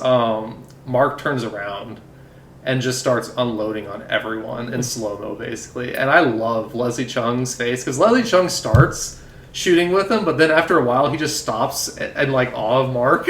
Like he's just like looking at him like this, like, oh, it just looks so good. But yeah, like, I mean, John Woo, I think we talked about this last week whenever we were talking about his close-ups to his to the characters in The Last Hurrah. But he knows how to bring out the features of his actors' faces he likes the most, or he thinks fits them most. And this scene of Chow Yun-fat just like going off in slow-mo with the camera just directly on his face is just so good. I love it so much. But yeah, then we get like the classic, he's forcing Kit to literally see his brother. Yeah. Like he's kneels down next to him, forces him to look at his brother, and says, no matter how he wronged you before, he's paid you back in full now. He has the guts to change. Why can't you forgive him? Why? And then he's like, for a brother, and then he gets shot right in the fucking head. First he gets shot in the head. First he gets shot in the head. And then he just... and then he just gets like 50 bullets taken or something. God, it's insanity. Like, I was like, I mean, this is like... Honestly, that's like an honor to die in a John Woo movie like that. Oh, for sure. You know, like, that's like that's like dying like... This is where the term... I mean, heroic bloodshed is a Hong Kong action genre after this movie, basically, because that's the perfect description of what he did in this scene. Yes, it's that idea of like bloodshed. You would rather die for a friend like this, and or you take the money, or like all this blood that you're spilling is for a good cause too. Yeah, like it's for your friend. It's for the survival of your friend that you're doing. Or honestly, just a good value rather than money that he could have left with. Exactly. Yeah. No, that's another thing. Yeah, he does. He just turns back around. Doesn't care about the money at all. But I mean, Ho is just devastated after this. Obviously, I mean, I'm devastated after this. But don't worry, he'll kind of come back in the next one. kind of, yes, the most amazing way possible. You have to. I don't want to spoil it. No. He comes back in the next. Just no Rice is involved, and it's amazing. But no, like listening to the inside joke, he doesn't get it. I don't like cracking up. He's like the Squidward meme right now. You are no. Isn't that movie kind of mid though? Yeah, no, it's good. Great. It's definitely worth watching. It's definitely. If you're a true fan of this one, you'd watch it. It's not as good as this movie though. It's not as good as this one, but I like it. There's honestly some great moments. No, I like it a lot. Okay. I still see it 3 times. So. Yeah. Damn. No, I'll watch it again for sure. I finally stopped watching all 3 after a while, like because whenever I first got the trilogy, I'd start Better Tomorrow and then just watch the other 2, and I finally stopped after the 3rd time, just started watching Better Tomorrow, but yeah, we get Ho racing after Shing, and you can tell like Leslie Chung's character Kit has also changed after Mark's sacrifice. Like after Mark sacrificed him like that, he definitely had a change of heart, and we see that at the end whenever Shing like walks out and Ho tries to fire and his gun's empty. Yeah. And then this is where like the black to white quotes start coming into play a lot, and like money changing you from black to white. But Ho's brother can't change from white to black, or he's changed from white to black because Ho was obviously in the Triad. And then he just starts walking the cops because he's like, I'm gonna give myself up. Basically, because he's a cop, he's not gonna. Yeah, well, thinking like Ho doesn't have a gun anymore, so I'm not gonna get shot, and then there's no way his brother's gonna give him a gun. He's like the good guys that are supposed to be on my side. And then this is the ultimate like act of forgiveness, basically. It's so funny. Like the act of forgiveness is letting your brother kill someone. Understandably. Yeah, oh, it's a great moment. No, because this is like... And also, something. No, this is... I mean, a very similar thing happens in The Killer, obviously, where it's Danny Lee at the end of The Killer doing this, although that one's an actual cop doing that, so it's a little bit... Yes. There's a little bit more questions to, like, is that even something... Is that justice, basically? But this one definitely feels like justice. Because it's... And that's another thing, it's like, whenever you're watching these movies... You can't get too bogged down in real-world morality, because at the end of the day, it's like, this is John Woo's morality. Well, it's about the emotions / like values, you know? No, yes. like, would you choose friendship over money? Like, Yes. it's like that kind of. It's not. Yeah, exactly about. It's not about. Would you kill 100 people? No, it's not about kill. Like It's not like go kill people for your friends. Yeah, no, it's like, would you do this for a friend? Is essentially John Woo's morality. It's showing the extremes. Of it. Showing the very extremes of it. But Yes. but I mean, Kit does give his brother the gun, and Shing does get fucking just shot down. And like, dude, it starts like the Woo like classic straight on close up of the gun. You know? Oh, it's so I love good. it. It's so good, and I do love the little end here that they have, because Ho handcuffs himself to Kit, and he says, "Kit, you didn't do it wrong. We were on different paths. Yours was the right one. I was on the wrong before, but I want to be on the right one now." And they just walk out of the to the cops with the music starting to play in the background. Chaplin-esque ending. It is kind of a Chaplin-esque ending, obviously. But I love the different paths thing, because it kind of goes yes. to like what Luke was, or we've talked about at the beginning about like the past kind of like having a hold on us. Yeah. It's like it's a very like Buddhist idea, like about like this is a very karmic idea basically. Oh yes, like, like just because the past does have a very hold on you in a certain sense, but you do have a certain way you can change it to for the future if you understand that, which is kind of what this movie is, you know. No, it's a great ending. It is. I mean, it's an ending like just kind of like full of hope for kind of what comes next, because he did just kill all these people, but at the end of the day, he made up with his brother, and he's willing to follow the right path now. Yes. Like he's gonna, you can. Well, I mean, we know what happens in the second one. It doesn't actually happen that way, but you can at least think that he's going to get out of prison the second time. Now there's no ties to the gang anymore because he killed everyone that was involved. But as we see in the second one, that's not what happens. You wouldn't have a movie of that. But, exactly. Yeah. But yeah, the end of The Bear Tomorrow, just one of the greatest movies of all time. Yes, I agree. John Woo's best. Yeah, John Woo's best. Even though Face Off is up there for a different reason for me.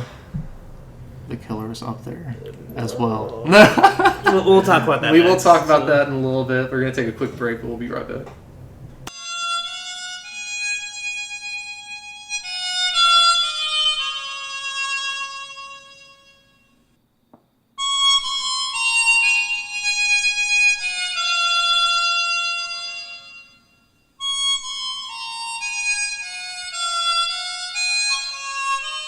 我有啲嘢要做，要行嗰幾日，我會翻嚟帶你美國醫眼。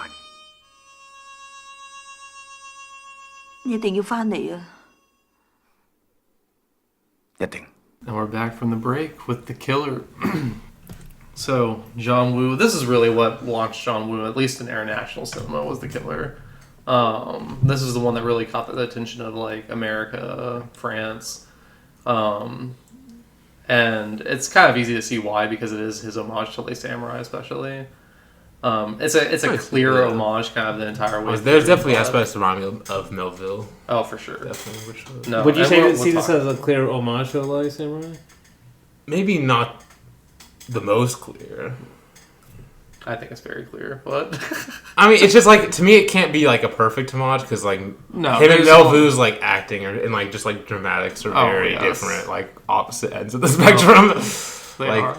I barely remember Les Samurai, I'm gonna lie. So okay, but you know his Melville style though, like Melville's style of expression, like I could see certain moments, maybe. Just very like. See, Woo's way more bombastic, though. Exactly, so, like he's more like Melville's more low key. It's not right or wrong. No, definitely not. It's just different styles. No, it's just like about this guy though that follows his own code. Well, yeah, just like the themes definitely are very like Woo's way more melodramatic. I feel. Yeah, like Melville's like Bresson level, like blank slate acting. No one's Bresson level. I said he's Bresson would never have. He's on Bresson would never have a random dream sequence. Of that's still like one of the all-time great scenes. Oh, it's so good because it's like so out of the blue, and it's only for one character. He'd also never have Alain Delon in a movie, probably. Bresson? So, I mean, it could work. It could work. He would never have. That's too much of an actor. Yeah, exactly. So That's not a true. model. That's a good point. Although he is a model. Yeah, okay. That's Well, his definition of model, like. But yeah, The Killer. It is one of my favorite movies of all time as well. I do love The Killer. Both these movies I watched twice this week, because the first time watching, I didn't take notes because I couldn't. I was just too drawn into the actual movie. But What do you guys think of The Killer before we actually get into it? Because I know both of you guys have actually seen it before. Both these movies you guys have seen before. And I don't think you guys love The Killer as much as I do, or at least didn't before, but I don't know your opinions now, so... You want me to go first this time? I'll go first. Okay. I do love it, I think. Yeah. Yeah, I do really love it. Like... Sounds like someone that loves them. That's a fair response, though. It's like one of those movies where it's like, there's probably stuff I could nitpick, but I can't lie, I just have too much fun with it, and just like, and I'm just too drawn to it for a lot of reasons. Where like, yeah, there's some aspects where like it just be like too easy. Like I could be like, oh yeah, the female character is like a bit. Maybe he didn't do that like. He didn't do that like as like incredible as like. She's shallow. Yeah, but at the same time, the relationship still kind of gets to me. I can't lie. Like, it does. See, and I do want to mention the action too, which if I describe the action in this film, it's like hypnotizing. Oh yeah. It's like it starts and you're just like put in a trance until the end. You're like, oh shit, that just happened. It's like has this like just like this rhythm to it. Oh yeah. Which I really love. But also, I wonder if you think. So obviously, like the blind girl and her that's gonna bring a lot of comparisons to like City Lights, probably, because obviously he was a big Chaplin fan. Yeah. But honestly, Dave, did you think of On Dangerous Ground? No. I kind of did, Damn. honestly.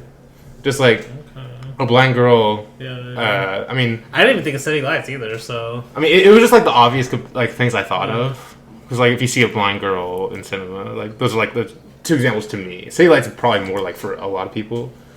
But, like, On Dangerous Ground, I was reminded a lot of, because, like, it's just, like, a guy who's, like, morally, like, in a moral, like, business.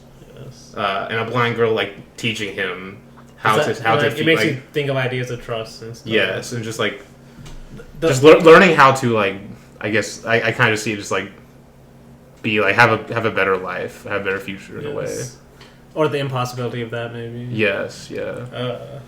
But I will say, because maybe just to get my overall thoughts, like I don't love this movie as much as it's not one of my favorite genre movies. I'll say that. Damn, I like it. It's one of those movies I appreciate. Like it's definitely John Woo, like still like at his A game, you know. It just for me, and maybe the main reason is this kind of blind girl relationship. Like, I just don't buy it as much. And, like, I'll be honest, I do love the fact that Danny Lee's obsessed with Chow Yun-fat. But I just don't buy, like, I don't know, I don't buy, like, her falling in love with him that fast. Who? The blind girl, basically. Falling in love with Chow Yun-fat? Yeah. I mean, I'm falling in love with Chow yeah, Yun-fat. I mean... It's fine.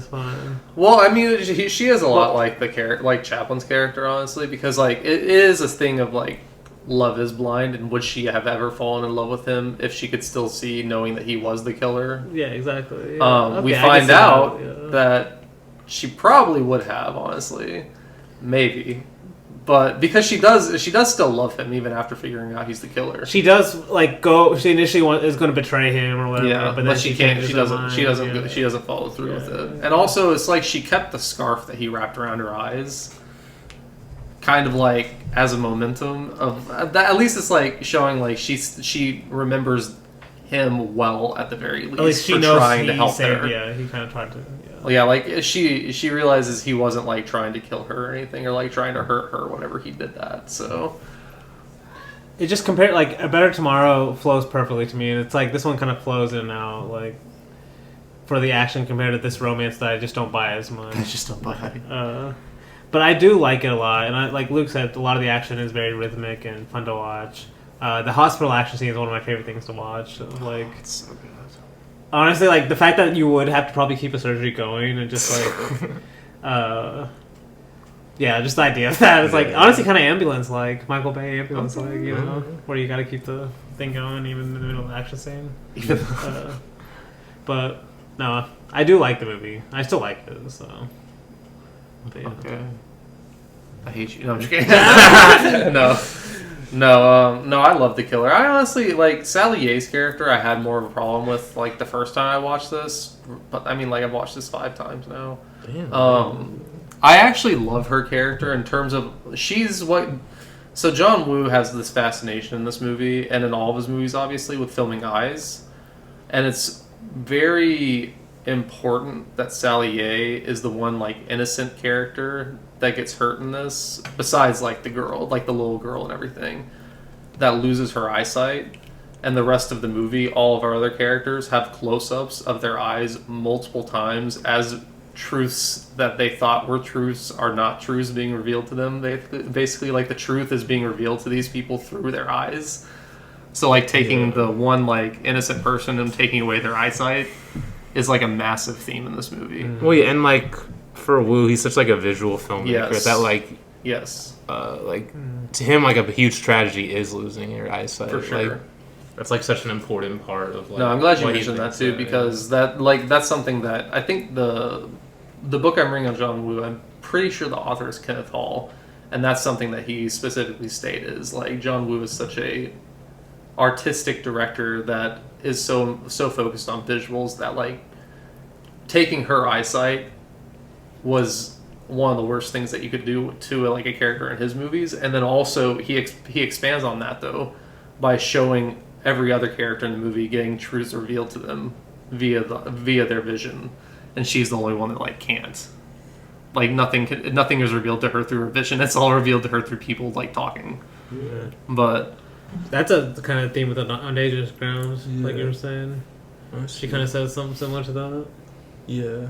Well, honestly, and they do a similar thing in that movie where they're like trying to like play around that they're not there for like what they think they are for, like because they're trying to hunt her brother basically, and so they're trying to like kind of like speak around that through like her like but they trying to take advantage of her eyesight. And there's a similar thing in this movie where Danny Lee's character is like trying to like more funny. There's a funny. It's like kind of a funny moment. Yeah. Like they're trying to. It's a similar idea. Yeah. Hiding the truth from her. Yes. It is a funny moment. No, but before we actually get into the movie, another theme that I hinted on last week that we'd be getting back to is the theme of the double.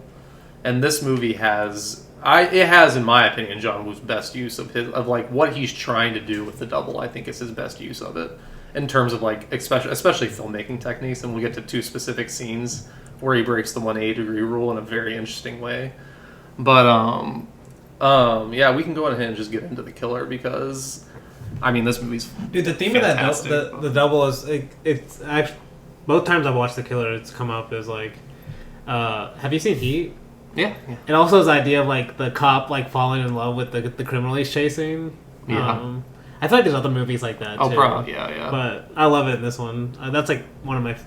I kind of wish it was just more focused on that too. It is mostly focused on that is, still, except for her, but you know. Because like, I mean, they love her obviously, but Chow Yun-fat's playing a Danny Lee too. Like so. really good, but the only and I forgot to say this earlier, but the idea of like the reason why Chow Yun-fat is really the only reason he's different is because he's willing to save like those 2 women or the woman and the girl. It's because he has a heart. He's got a good heart. Yeah, but that's the only reason because he's killing everyone else. Like he's got the same code of justice that Danny Lee has. So I mean, kind of like we don't actually know who he's willing to kill anyone for hire. First of all, so he does say later on that he thought everyone that he was killing deserves to die. So. okay, that's easy to say when you're getting paid. Honestly, I saw what like a CEO says when he fires everyone. I saw the little girl as like just being like a casualty of like male violence and greed. Because like literally like after that scene when they're taking her to the hospital, they literally he focuses on the sign above the like unit they're taking in that says casualty. But I do think it's part of it that is to show that Chow Yun-fat is a different heroic character that saves girls. Yeah, compared to the evil like all assassins basically like him that wouldn't save a girl though. Okay. That's the only thing, you know. Like, but other than that, I like it. Like, I do believe Chow Yun-fat would save a girl. Exactly. He's a killer with honor. Can you be a killer for hire with honor, though? I think that's the big thing in this movie is that Chow Yun-fat did think that, and the more he sees, the more he realizes that was never true to begin with. Okay, so. yeah. By the end, like, yeah. And that's one reason why his character is not let off at the end either, as we see. So. Yes, exactly. Like, it's the thing that you said with Chow Yun-fat's character in A Better Tomorrow. Like, we see him do things that a person that does something like that probably shouldn't live to end with. Yes. And he doesn't, exactly. and they don't. Neither one of them do. Exactly. So. Yeah. But, I mean, hey, it opens at a church. No, but this one is way more cynical than the is. ending, like you're saying. Like it goes very... them crawling around on the ground at the very end goes a little... It gets a little much sometimes, but... Yeah. But yeah, I mean, we'll get to that. Starting at the end again. But no, I mean, it is apt, though, because it does open and end at a church, like Luke said before. But this is what we said, what I said at the end of Better Tomorrow... Part of this movie opens with the line, "Do you believe in God?" And then Chow Yun-fat says, "No, but I enjoy the tranquility here." Yeah. And that's kind of the reason why. And I mean, like John Woo, like he is a Christian, and Christianity is a massive influence on all of his films, and we'll be seeing more of that as we go through these movies. Obviously, it wasn't as big of a part in A Better Tomorrow, but as a massive part. I mean, it was still a part in A Better Tomorrow because it did have that scene in the temple, but. That's why Better Tomorrow feels more like a Buddhist movie to me. No, yeah, and it wasn't a Christian. Someone I follow had a quote on John Woo about his religion. He said, "Yes, it's a quote by John Woo. Yes, I believe in God, and I have so admiration for Jesus Christ, and I always think he's a great philosopher. It always makes me feel good as a Christian." It's like the great philosopher is an interesting. But it's interesting because he grew up Christian because there's a lot of Christians in Hong Kong. No, yeah, which is like. You have to explain that to people because a lot of people are just like, "Oh, he wants to convert." Well, he grew up Christian mostly because like his family was poor. That's something that I mean, like A Better Tomorrow does a really good job capturing like his upbringing, honestly, because this is like you could say this is kind of how his life looked whenever he was younger, or at least like these are the type of people he was seeing whenever he was younger. Because he did grow up poor and in the streets and had like a lot of run-ins with like Triads trying to get him to join the gang. But the Lutheran Church, like he is Lutheran in terms of Christianity, which they're a little bit more strict on everything. But he had like he basically got taken in by the Lutheran Church, and they helped him whenever times were rough, whenever he was like a kid, and that's one reason why he's massively into Christianity, because he saw the worst of humanity, and then like how helping them through charity and stuff could actually help people get better and take them out of those points in their lives. Honestly, I can see. I'm pretty sure John Woo said he liked Mean Streets, right? Oh yeah, I can see why now because like that's like a very Scorsese background too. I haven't seen Mean Streets. You haven't seen Mean Streets? No. But you've heard Scorsese talk about his own background, right? Yeah. Like that idea too, of like the church helping him get out of gang. No, yeah, and Mean Streets was also. I mean, that's obviously. But it's funny because they're Christian, but they're also known as very bloody, also heroic. I mean, Scorsese less heroic, I guess. Not heroic, but that's the whole point of his is like those kind of violence have already died. Yeah. And John was a little more optimistic, like maybe like certain people. No, I just watched Mean Streets again like a week and a half ago, and I did love Harvey Keitel's character in that movie because he's very much so like this type of man that believes in the code, and is figuring out throughout the movie that like no one else does basically, or this new generation doesn't respect that code basically. Yeah, so. Like Robert De Niro. But... Yeah, it's been a long time since it's so good, honestly. I need to watch it. It's really good. I liked it a lot more because the first time I watched it, I didn't understand. Obviously, I was going in expecting like a Goodfellas, and it's not what Mean Streets is. So those streets sure were mean. Exactly, those streets sure were. Is that a Carson review or something? It's like the top review on their vlog. It's like. Is it Karsten or like Lucy or? It's one of them. I think. I thought one of the most popular reviews is like "freak in the streets" or "free," or it's like don't even say anymore. No, that's like something in like the Catholic Church. It's like, it has something to do with like the church too, but I can't remember. Oh, actually, I just saw. I don't want to read it. That. Read it. No, I'm good, bro. Someone deleted that. I think it was a Carson one, but he deleted it. Damn. He probably got too much hate or for it. Lucy. But yeah, it starts in the church. Yeah, we get to the killer again. No, it starts in the church, and we get like Sydney is a big character in this movie. It's John, or it's I'm gonna call the main character John because that's what the English translation is. I'm pretty sure, but it is Ah Jung, I think. I'm just gonna say Chow Yun-fat, probably. Yeah, probably. But yeah, like Chow that's how I remember them. No, but Chow Yun-fat accepts a job Wing. from Sydney, and it's to kill this. We don't really know who it is, and that's the whole thing. Is like Chow Yun-fat doesn't really know who these people are that he's killing. So it's like he might say to himself that they deserve to die, but he's like lying to himself about all of this because he doesn't want to believe that he's like killing actual people that don't deserve it. In reality, these two probably did deserve it because they are part of the Triad. But yeah, we have the walk out of the church to the Salier song, cutting directly to the nightclub where she's singing, and this is like where like the eye shots are kind of going off as Catchiest song of all time. It's such a great song. I love it. I think it's one of your reviews that says like the sadder the song or something, the more action I forgot the that's exact my name, review of Bullet in the Head, where it's like the more upbeat a song is, the more like nihilistic it's gonna be. Oh, okay. I mean, this one kind of doesn't fit that, but it's a little upbeat, but it's just like basically his music doesn't match his violence like No. you would think a normal. This one's like a action very movie. romantic song. That's another basically. Scorsese thing too, though. Like The music Scorsese doesn't uses match. way different music than you would think for normal action movies. It's not the same type of music, but No, that thing yeah. like contrasting music way different. Yes. No, I need to watch Taxi Driver again, especially. That's the Scorsese I haven't seen in like 8 years. No, yeah, I do need to watch that. Just I don't know. I've never had a desire to watch it. That's I think what Luke was saying. Whenever he Yeah. said that John Woo is better than Scorsese, which I agree. John Woo's better. It just than I was just saying Scorsese, but- Luke shouldn't be saying that because his information is incomplete. I'm looking. It's Especially not gonna since you change didn't by name the end of Face it, Off. though. That's how I know you're not a true Woo fan. I'm looking into the future. All right, good. I'm hoping. You better like Face Off, or I'll kill you. Okay. I'll rip your face. Can't wait for that episode, guys. Does he say that? Does someone say that in the movie? Let's take his face. Oh yes, That's so good. We'll get there. That's so good. Jesus. We keep on getting away from the killer. Yeah, No, but the first hit is so amazing. This is like what I was saying whenever I talked about A Better Tomorrow, how I love the action in Better Tomorrow, but the action in The Killer is different. The way he uses the table. No, that's How does the he best do part that? of it. That's the best part. Yeah. Like he thinks it's another moment where you like, oh, is he gonna get shot again and be like a cripple again? But he's like, nah, I'm just gonna kick this table, get this gun, fucking kill this guy still. No, but it's amazing. Like, it's just so like it's beautifully choreographed, like a martial arts movie is. This is like why the gun fu thing came about, is because of scenes like this, like where it's so choreographed to the point it looks like a dance or like a martial arts film instead of actual gunfights. Like, it's so good. But we do see that he blinds Sally Ye at the very end of this, trying to save her life. He's also really good at like giving you close-ups at just the right moment, or like a Yes. slow-mo close-up, like to show you that she's blinded. No, Like, yes, he does That's- it all throughout like the he movie, uses the but- slow mos a lot to like establish an emotional connection to the person, or at least like something emotional is like happening in this scene. Yes.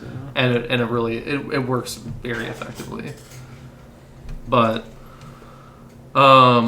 yeah, he shoots her eyes, and then we're back at the church. And this scene at the church where John is getting or where Chow Yun-fat is getting the bullet taken out of his back is cut with Sally Ye's like eye, basically figuring out she's never gonna see again unless she gets an eye operation. Which the eye operation part is like the connection to City Lights, though. A big part. No, of it. yeah, it is. Because literally, like, it is for sure. She's waiting for a cornea surgery. Cornea. she Yeah. like, and the guy who like is like wanting to pay for it basically, but does it through like certain, non-normal Having means. lied to her by doing. Having lied to her is a good way to say it, yeah. Damn, you're making me want to watch City Lights. We've talked about it the last few. City Lights Lights is is so so good. good. I mean, it's I always want to watch Incredibleness? City Lights. Yeah. We watched that We after picked this. Modern Times over it. We picked up Modern Times They're both masterpieces. as a group. Okay. Whoa. Modern Times. But we literally have this on tape, dude. Yeah. You can't lie. No, they're not gonna listen. I do love the shot in this scene though, where I'm just gonna call him Ken because that's what he's calling A Better Tomorrow. But the cop that's that's Danny Lee's assistant or whatever Yeah. is asking her, "Do you remember what he looked like?" And then she just sees Chow Yun-fat I in love her that vision shot and the when- blood yes. exploding behind him. Yes. It's so good Because we see a lot. There's a couple shots in this movie actually where you see reflections of blood, like just like draining. Also, I mean, I'm specifically thinking of like the very last shot of like whenever Wing kills that hitman that Danny Lee's trying to like save Salier with. Like by saying like you like drop Salier, I'm gonna kill this hitman. Yeah, He just yeah. shoots him. Yeah, oh my god! And the blood is like running out, and you can see the reflection in his glasses as it Yes. is. But this one's like this one's just. I mean, so dude, good. Like, that would be a this good shot's just Twitter so good. thread. John Woo's use of blood. Yeah, that's a good one. He's got 3 some hours great long. blood We should do that. shots, yeah. It would be very long. But He's got some great blood shots. that's some amazing ones. But yeah, after this, we see just a little bit of a montage. Not really, but you can tell that like Chow Yun-fat's character has been coming to the nightclub for a while, listening to Jenny perform, and he kind of saves her from getting raped and robbed after a performance one night. And this is where their relationship actually starts. Whenever And he takes her also, home. the club scene, that's like an obvious connection to Lay Samurai. No, yes, like, yes. like literally, obvious connection. Which, I mean, I like the nightclub scenes in that one, this one, but the ones in Lay Samurai are like the vibes in those are like insane. They're different.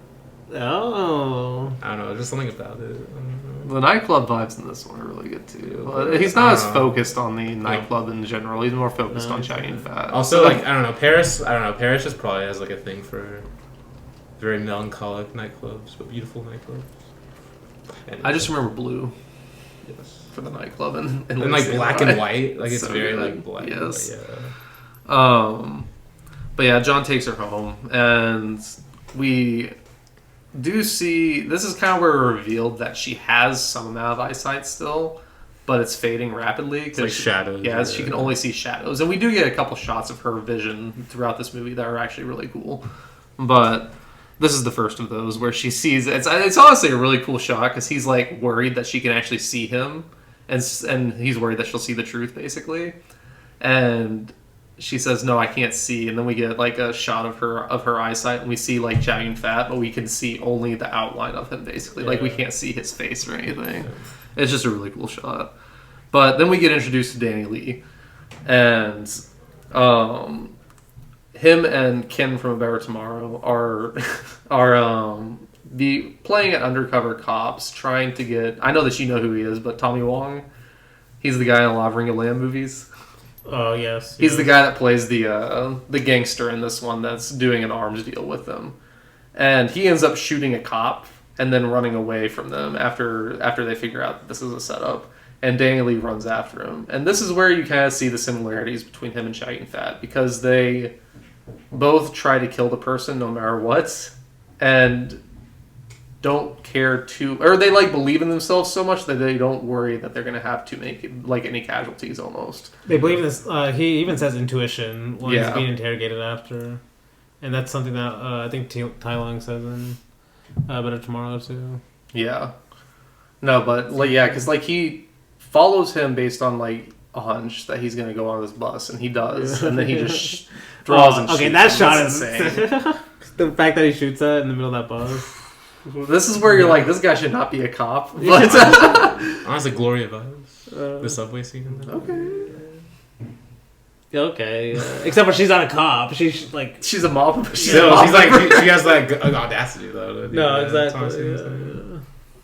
That's the reason why Danny Lee has the audacity too. He's a cop. No, I'm just kidding. But then he literally ends up killing someone. No, yeah, that's why I was saying it's like it feels like he doesn't care about that, but at a certain point you're like, this man probably didn't. He doesn't want to kill innocent people. We see that throughout this entire movie, so that probably did leave an effect on him.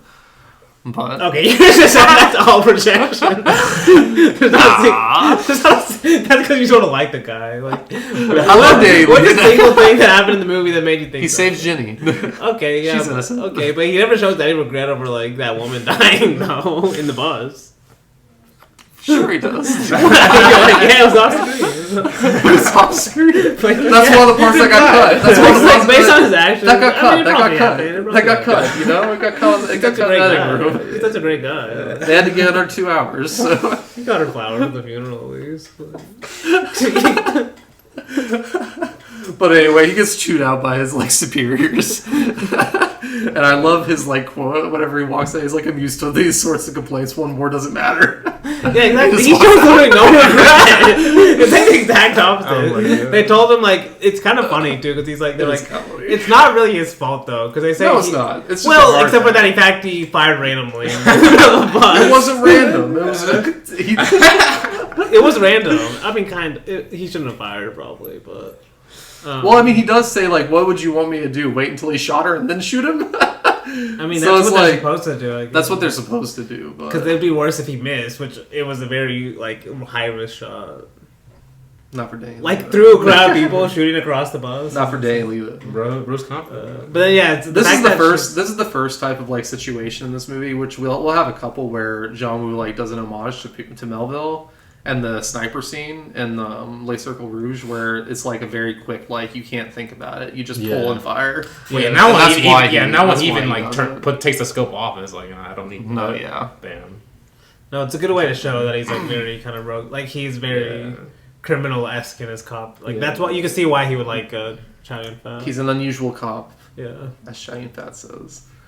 But after all that shit happens with the cop, we cut back to Chow Yun-fat and Cindy coming to his apartment to give him another job, and this is where Chow Yun-fat tells him this was going to be my last job. I need the money for Ginny's eye surgery, and then he's going to be done for good. I do love though just their chemistry in this scene because like.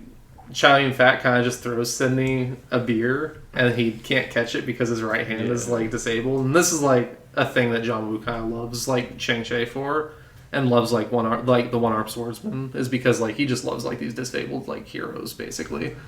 But I do love whenever Cindy lays out the guns for him. Like Chow Yun-fat's just like looking at him, and he's like picks one up, and he's like, "They're so easy to pick up, but so hard to put down again." Damn. Is that when he's like also playing the harmonica at the end of the scene? Yeah, at the end of the scene he's playing the harmonica, which is just like amazing. That's also that shot also comes back at the end. No, yeah, it does. Yeah. Lay Samurai has a harmonica in it, doesn't it? Which movie am I thinking of? Once Upon a Time in the West. Yeah, that's what it was. Okay. That's what it was. Yeah. Anytime there's a harmonica involved, I have to. Yes. No, that's what it was. That's what it gave me vibes of that too, for sure. Because she loves Sergio Leone, so. Yeah, that makes sense. But then we get one of my favorite scenes in the movie, the Dragon Boat Festival, where it's the next hit, and this scene just kind of goes off like it starts with Danny Lee getting his assignment, and him and Ken or whatever get assigned to this Triad member that they know is a Triad member, but they can't do anything about it because he's a businessman. Or like more like a politician. Yeah, more like a politician. But like everyone's like so like hyped that he's there or whatever. Like he's like they are very hyped he's there. And I was like, what? It can't just be. He can't just be like a businessman. Like who gets to decide? Like the fact that everyone's hyped in the movie that he's there, but they don't do a really good job explaining who he is, like why he's important to us. Yeah. You know this guy's dying. Like they're not doing a good job protecting this guy. Well, I think that's what Chow Yun-fat we're seeing it from Chow Yun-fat's vision. Yeah. Well, it's also we're seeing it through Chow Yun-fat's vision. Like he doesn't want to know a lot about these people, so we shouldn't either. Honestly, I mean, not always though. Like not the scenes with Danny. Not the scenes with the cop though. Like we're kind of seeing from both perspectives. No, we are seeing it from both perspectives. Yeah. But like the only perspective we're shown from the cops though is that this guy's a scumbag apparently, or at least that's what they say. Like, okay. It's like I can't believe we're assigned to this scum or whatever. But I also love the way that he's like leaning back on the boat, just chilling. Yes. But that's just another way to make Chow Yun-fat a good guy. You know, he's killing a bad guy. Like he doesn't kill good guys. No, but I love this scene. It's another callback to Melville, where it's like I love the Chow Yun-fat like brings up his sniper rifle and like looks through it, and then he puts it back down and waits a little bit longer. And as the music starts playing, like as the drums start beating, and he actually paints the dragon's eyes and then the thing red, then Chow Yun-fat just pulls and shoots. Like he doesn't like think about it; he just pulls and shoots. After he has the sight. Yeah. No. Well, he doesn't. It's like he sights it up that one time. He puts the weapon back down, and then whenever all that stuff happens, he just pulls it up and then goes like very quickly. He doesn't think about it. Just a great scene. He shoots him like in the head and then 2 more times, and this guy's dead. But Danny Lee, they cover him up. They cover up this guy, and then he's just looking around trying to find Chow Yun-fat. And I just love how everything's shot because everything's like really hectic, and then you just see that speedboat like in a quick glimpse, like go through some boats in the distance, and he's like, there he is. He does a great job of escaping. You know, he does a great job at escaping, though. I mean, honestly. his escape plan of like, it's pretty obvious they should have caught him seeing like. Just going through there. I won't complain. I love speedboats. No. Like, it leads to this great chase. Though. No, this great chase, and then I still know how he loses them. Honestly, like, and how he gets his island first by himself. Yeah, well, like he loses them in that in those rocks somehow, and I'm just like, I have no idea how he loses them. Yeah, I basically really just him on the island. I don't really care. Exactly. He knows. But yeah, now he's on this like island, and this is how you know it was a setup from the very beginning. Where like Sydney keeps on telling Chow Yun-fat later, like, if you wouldn't have shown your face, they wouldn't be after you, and it's kind of like, damn. It's kind of like bullshit, but because they're waiting for him there already. Like they wouldn't know that he had shown his face at this point to like cops or anyone, so it was already a setup. But I love how everything's shot in this scene too, where Chow Yun-fat's just like seeing that little girl, and that's how you know he's a good guy, because he's being nice and like looking at her like smiling and just like waving, and then he sees he waves to a little girl. He's a great just like guy. randomly. Exactly. In the He loves kids. People that love kids are bad. Wait, so why was the girl even there? Like, what was the girl even doing? They were just playing in the sand. Was she by herself? No, there was no fair. There was like no one else there. There were villagers. Okay. Yeah. They got killed. No, but I do love like when he uses the reflection Yes. to see the sniper. Yes, because like he sees the girl looking off in the sunglasses. distance, He and sees then her he eyes takes her separate. glasses off and sees the glint of the scope. And man, dude, like he's so cool in this movie. Like he really is. It's just like he's so good. He's also wearing a mustache, and it's like a fake Yes. mustache. Yes. It's funny. Yes, we'll be calling back to that in a Face Off too. There's a scene where Nick Cage has a fake mustache and Face Off during a very similar type of hit, but Yes, holy shit. But yeah, Damn, I'm excited to watch Face Off. Face Off. I can't wait. I got it on 4K now, so I'm like, can't wait. We might have to watch that next week. But I'm down. I feel threatened. Danny's already gonna kill me if I don't. we will. No. He does kill everyone on the beach with the help of Danny Lee though, and I love whenever he's like driving away because like Danny Lee sees the girl get shot, and then he sees Chow Yun-fat like pick her up and everything. He's just kind of like shocked. It looks like to me that like a killer would be doing this for someone, but I think he's also thinking about he's probably going to taking her to the no, hospital. yeah, because like as they drive, he asks the other guy or his assistant like, is there where's the nearest hospital? Yeah. And he's like, well, you think he's gonna try to save the girl's life? And he's like, yeah, I do. He's a different type of killer. He's a different type of killer. And then we do have the cut to the hospital scene, which this is a great scene. It's a scene that John Woo will also come back to, but like bigger and hard boiled in terms of just like hospital shit. But he does come back to a lot of the same locations. He does. Yeah. Like churches and hospitals. And the boat, the docks. Yeah, the docks. But I love this scene honestly, where he takes the girl in and then he gets the drop on the cops basically they run in trying to find him. She's getting operated on at this moment. He hides behind those like the partitions, and then Danny Lee can't find him, and then he just pops out after Danny Lee is like inside one curtains with the gun behind his assistant's head or like Ken's head.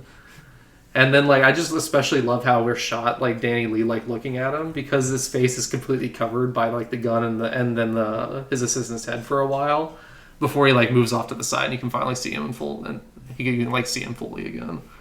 But yeah, he just waits there until he can see the girl's hands moving, knowing that she's still alive, and then he like just chucks the guy at him and then runs. And yeah, he gets away. But I love basically like even though he's a good guy, he's also using other good guys like to their disadvantage, basically. Well, he doesn't want to get caught. Yeah. He's like, I know I just killed someone. I don't want to get caught. So yeah, I use doctors as hostages and stuff. But... No, he didn't use a doctor as a hostage. Or nurse. He used Ken From a Bear Tomorrow. The assistant for Danny Lee. Oh, okay. No, but after this, we get the amazing scene of Danny Lee giving Chow Yun-fat's sketch to the illustrator at the cop station, and this quote is just, I love this quote where he's basically trying to say, I want you to bring this guy to life, and then he starts explaining everything about him. He's like, he's over 30, he looks determined without being ruthless, something heroic in his manner, doesn't look like a killer in any way, comes across so calm, acts like he has a dream, eyes full of passion. Bro. It's so good! Yeah, Just say you want him, bro. Exactly. Like, that's all you need to say. Like, It's stop so trying to hide it, good. dude. it's like this guy already has Stockholm syndrome, and you guys take me on hostage. Oh my god. That's good. Oh, no, I do love that scene, though. But after And it cuts to a great shot of Chow Yun-fat. No, it after does. too. Yes, because it cuts to a great shot of his eyes, Yeah, especially like his yeah. eyes just being like pained, Yeah. or full of passion. But after this, we get we're basically figuring out, or the cops are figuring out that Chow Yun-fat, or the guy that killed this person they were supposed to be protecting, was probably the killer of this guy that got killed 6 months ago at a nightclub where a singer was blinded. And so Danny Lee takes a visit to the nightclub where Ginny sings at. And while there, he goes up and talks to her, and Chow Yun-fat appears like off in the corner, and they just kind of like look at each other. And I kind of like, I just love it, because I think there's like a quote that he said before, like whenever he's talking to Ken, like, life's cheap, it only takes one bullet to like ruin someone's life or to take someone's life. And then he goes there. But I know that like whenever he's like, I'm sure John's around, basically, or like he's around, and there's always going to be a part of him here, like whenever he's like looking at him and he disappears. But and then I have another one of the greatest scenes happens after this, where Sydney comes to deliver the money, in air quotes, to Chow Yun-fat. Yeah, that's insane. This scene is, honestly, it's another iconic scene. I almost every action scene in The Killer, I think, is iconic for at least action fans, but honestly for cinema in general. But honestly, Chow Yun-fat knows something's up, because we see in his eyes, he's just like sitting in that chair, and Sydney comes and rings the doorbell. He gets him inside, and Sydney lays down the money. He goes to reach for it, but he lays his gun right where Sydney can grab it with his only good hand left, his like left hand.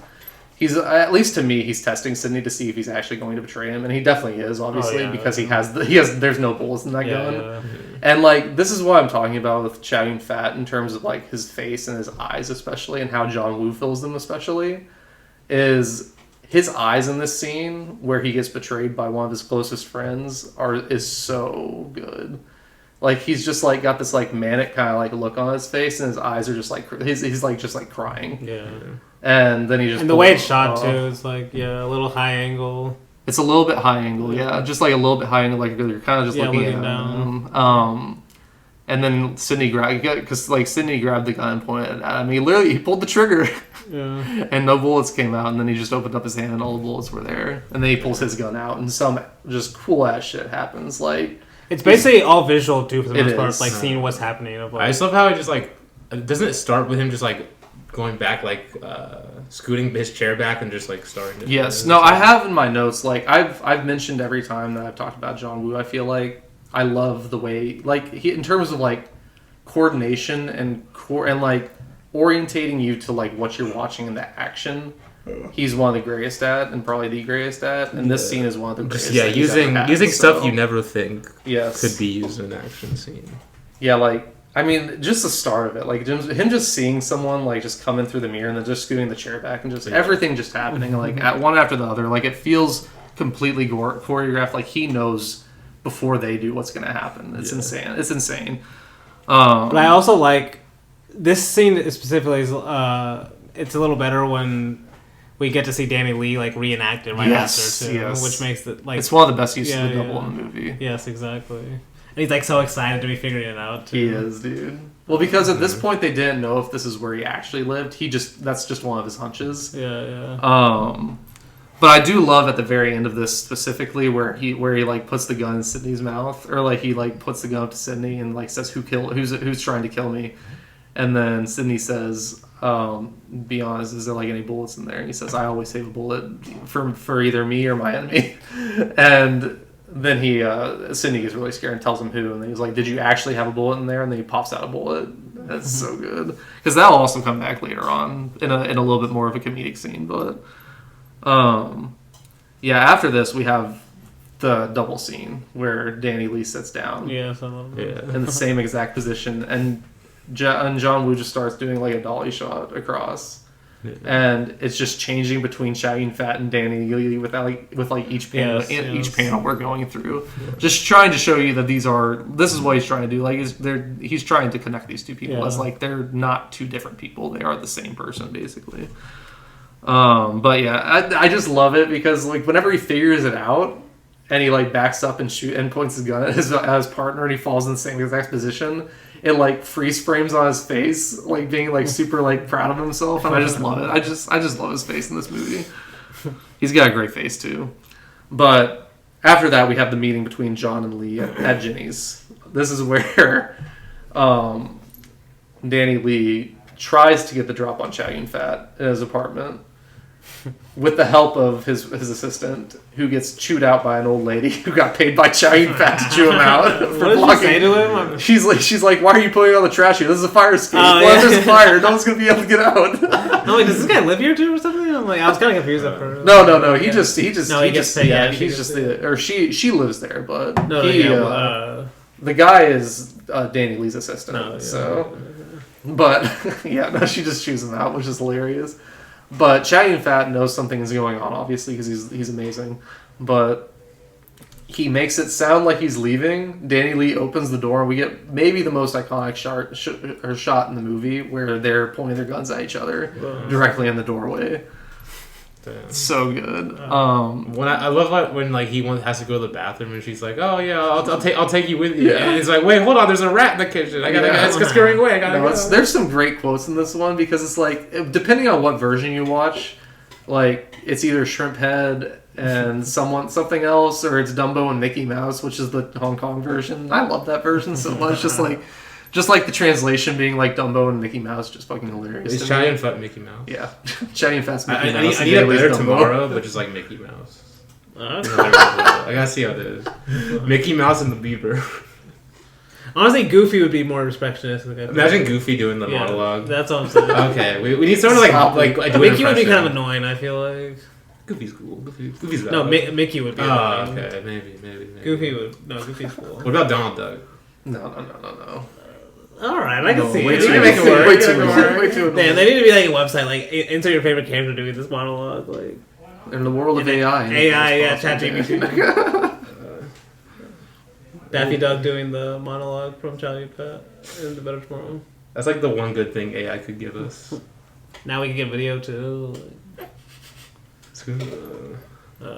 But I do love the music cue whenever they actually like point the guns at each other and seeing each other for the first time. It's so good. I love the excuse too. They're like soccer. What was it, soccer buddies or something? Yeah, soccer buddies, or like they played football together. Or soccer. Yeah. But I like whenever they walk into the dining area. He goes like, "Are you always so determined?" And then Danny Lee's like, "Yes, that's my style." And he's like, "Mine too." So we do have something in common. Yeah. They're budding romance. They're exactly. But then like I keep on calling him Ken from Better Tomorrow because that's what his name was in Better Tomorrow. I don't remember his name in this, but he's just Danny Lee's assistant. Is like crawling in through like the fire escape or some shit, and he gets caught obviously. But at the very end, what Luke said earlier is like a very funny joke where Chow Yun-fat's like running away, and then Danny Lee's like, "Oh, I gotta go to the bathroom too," and she's like, "Oh, we have one over here," and he's like, "Oh, there's a rat in the kitchen," and he just starts running over there. But yeah, honestly, okay, because you said we get a couple of our POV shots from her perspective.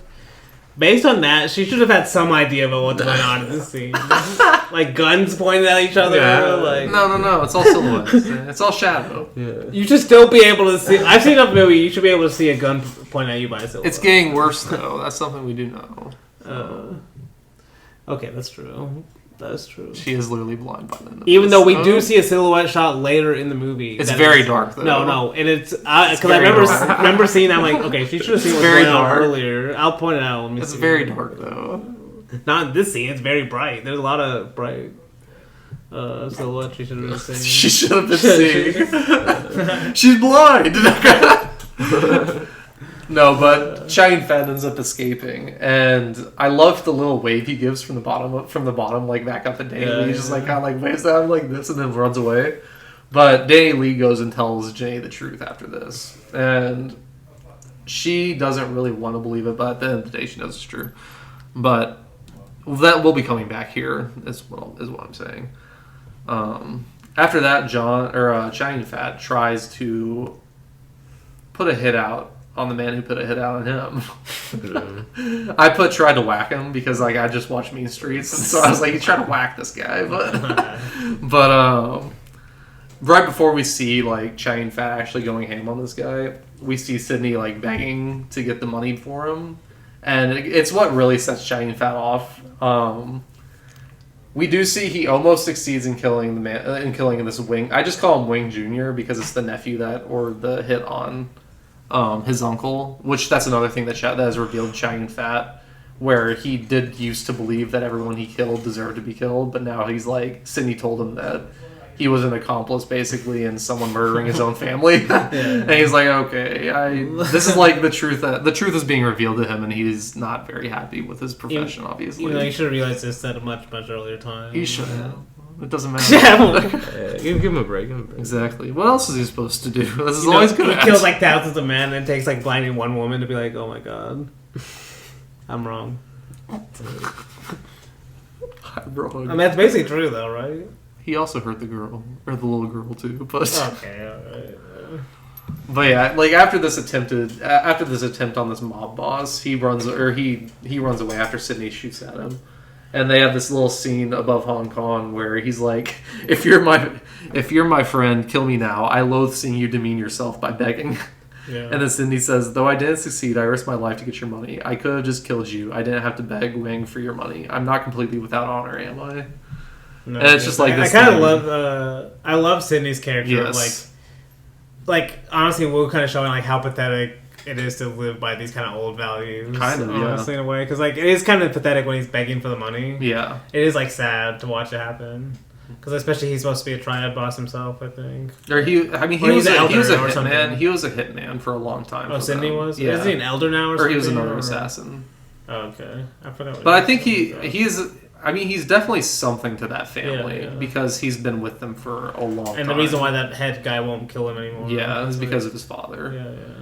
But no, there's a lot of great quotes in this because it's like, John Woo's like showing how kind of like that quote I read at the beginning of The Last Hurrah, how like this is just a like fancy idea that was in these people's, as in the minds of just a few select people are doomed heroes, like this thing of like loyalty and chivalry. But at the end of the day, you're like watching Sydney's and Chow Yun-fat's friendship, and you're like, I would love to have a friend like this, like it's not like completely dead, but I do love like this quote of like, I think it's Sydney saying nostalgia is one of our saving graces. At least I know when I die, a friend will remember me. And then he said, let's settle our dues in the next life.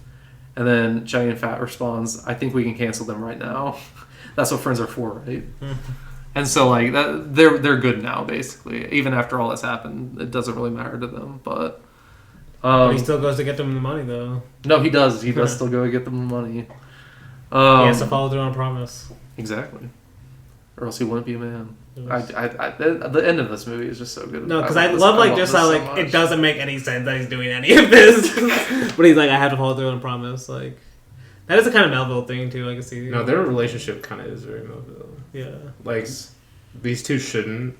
Like it's kind of own kind of honor that's like not logical in the just world. I mean it's like kind of like in the Circle Rouge when Lane Delon and the other guy like just like no questions asked, just sort of like we should like team up. Yeah. There's no like discussion about it or big like negotiation. No. It's just like that's actually I'm glad that you brought that up again because I never write these quotes down because I don't want to like if they come up naturally, I'll say them. But John Woo actually did specifically bring up that scene again and said that's one of his favorite scenes in Melville because he loves the communication between them with just their eyes, basically. Yeah. He loves that moment of like two people communicating like wordlessly almost. Yeah, because that happens a lot in John Woo's movies. Like, obviously, it's where it's just like bounded by each other. Or it's now bounded forever. Because and there's no dialogue about it. Yes, but before we get to Cindy getting everything back, we do have Chow Yun-fat calling Ginny, and she asks him to meet her at the airport. And this is, I mean, the cops are trying to set him up, and then we get the airport scene where. This scene is honestly really good. Like, I like it a lot, even though it is kind of, like, dumb at the same time. But it's just, like, she's just standing there, and then, like, she just starts yelling, like, don't come, yes. There's cops here, run away. And then we get, like, Cindy ends up coming. And the way, I like how John Woo, like, shoots this scene, because he actually does look a lot like Chow Yun-fat. It wouldn't surprise me if that was Chow Yun-fat walking up to the very last moment, up to her. Just in the way, like, it's shot, because it does look a lot like him. But we do see that Sydney draws the cops off so that Chow Yun-fat and Ginny can, like, leave. And so they can actually get away. But after this, Lee gets removed, like, Danny Lee gets removed from the case because he keeps on failing and putting people's lives in danger. And the guy says, like, I'm gonna, like, remove you from this case because I can't trust you. And then Lee says, sir, you just don't understand how I work. And then the guy says, you said it. That's why you're off the case. I'm just like, that is such a backfire thing. Why'd you even say that? You know he doesn't like you. Like, but then we get, like, this, like, sweet scene. It's kind of like a callback. Not a callback, but, like, another version of the quote from, like, Last Hurrah of Chivalry, where Ginny asks him, will you kill again? And then it's like, in Last Hurrah, he said, like, I'm going to kill again because once you pick up the sword, you can't put it down, basically.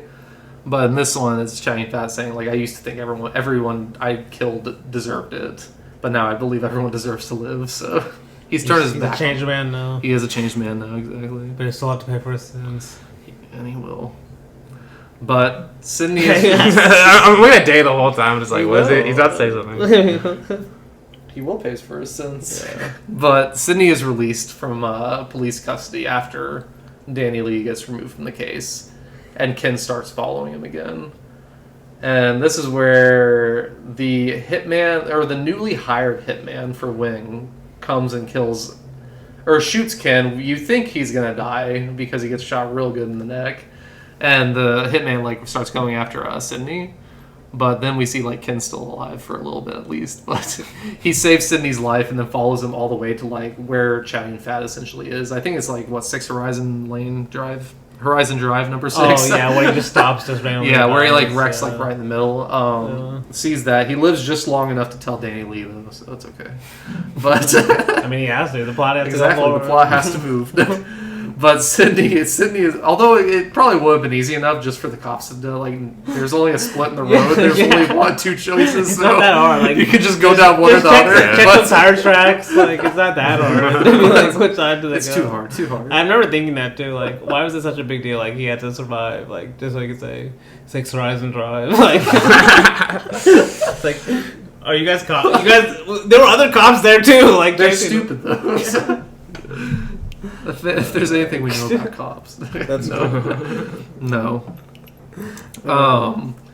But after this, we get Sydney going to confront Wing and get Chow Yun-fat's money. I do forget though, because we do get before that cop dies, we get the flashback. Which yes. Because that's also the Better Tomorrow theme of you win. It's not about winning and losing. He says. Sometimes losing doesn't mean you fail, basically. Yeah. It's something like that. I think mine was, or the quote that mine had was, I really wish I would have written it down, but it's, it was basically like you can't win all the time, but you also can't lose forever either, is how my translation was. Okay, my translation was basically, it's not about winning and losing, sometimes losing doesn't mean you failed. Yeah. I like that one too. Yeah. But basically that's why he has to survive, so he can have that one flashback scene. Like, it's a great quote. But No, but Sydney's about to like leave, and I do love Chow Yun-fat is trying to stop him by saying like, Sydney, I don't need money at this time. He's like, Sydney, I don't need money. I do need your friendship. And then, but Sydney's going home on leaving. So, Lee, I have that Lee heads for John after Sydney leaves, obviously, and this is where like we get the scene in the house where the first instance of John Woo's use of like breaking the 180 degree rule is like super interesting in this movie because there's 2 instances that he does it that are super interesting, but this is the first one. Because like he comes into the like John or Danny Lee comes into the house as Chow Yun-fat and Ginny are leaving. Chow Yun-fat, they're like talking to each other, basically like he's promised to kill Chang. I found out his name because I wrote in my notes for the first time finally. The guy's actual name, his assistant, was Chang. But he said, Chang, I promised Chang I'd like kill you.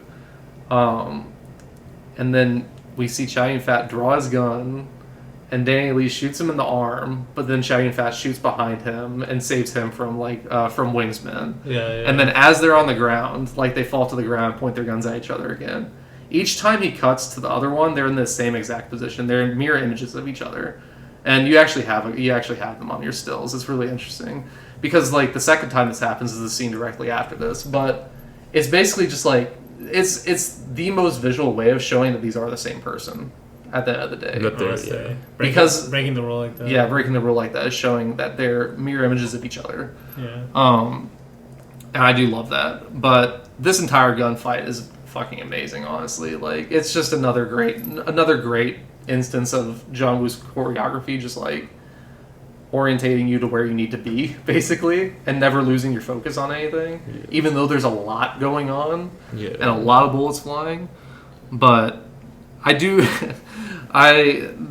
it's like this is also the scene where Danny Lee fully joins Chow Yun-fat. Like he's accepted that they are kind of the same at the end of the day, because actually he does come in saying like, I don't shoot people in the back. Like he's like Chow Yun-fat's like, why haven't you shot me? He's like, I don't shoot people in the back. He's like, another way we're the same. And then he's like, we're not the same.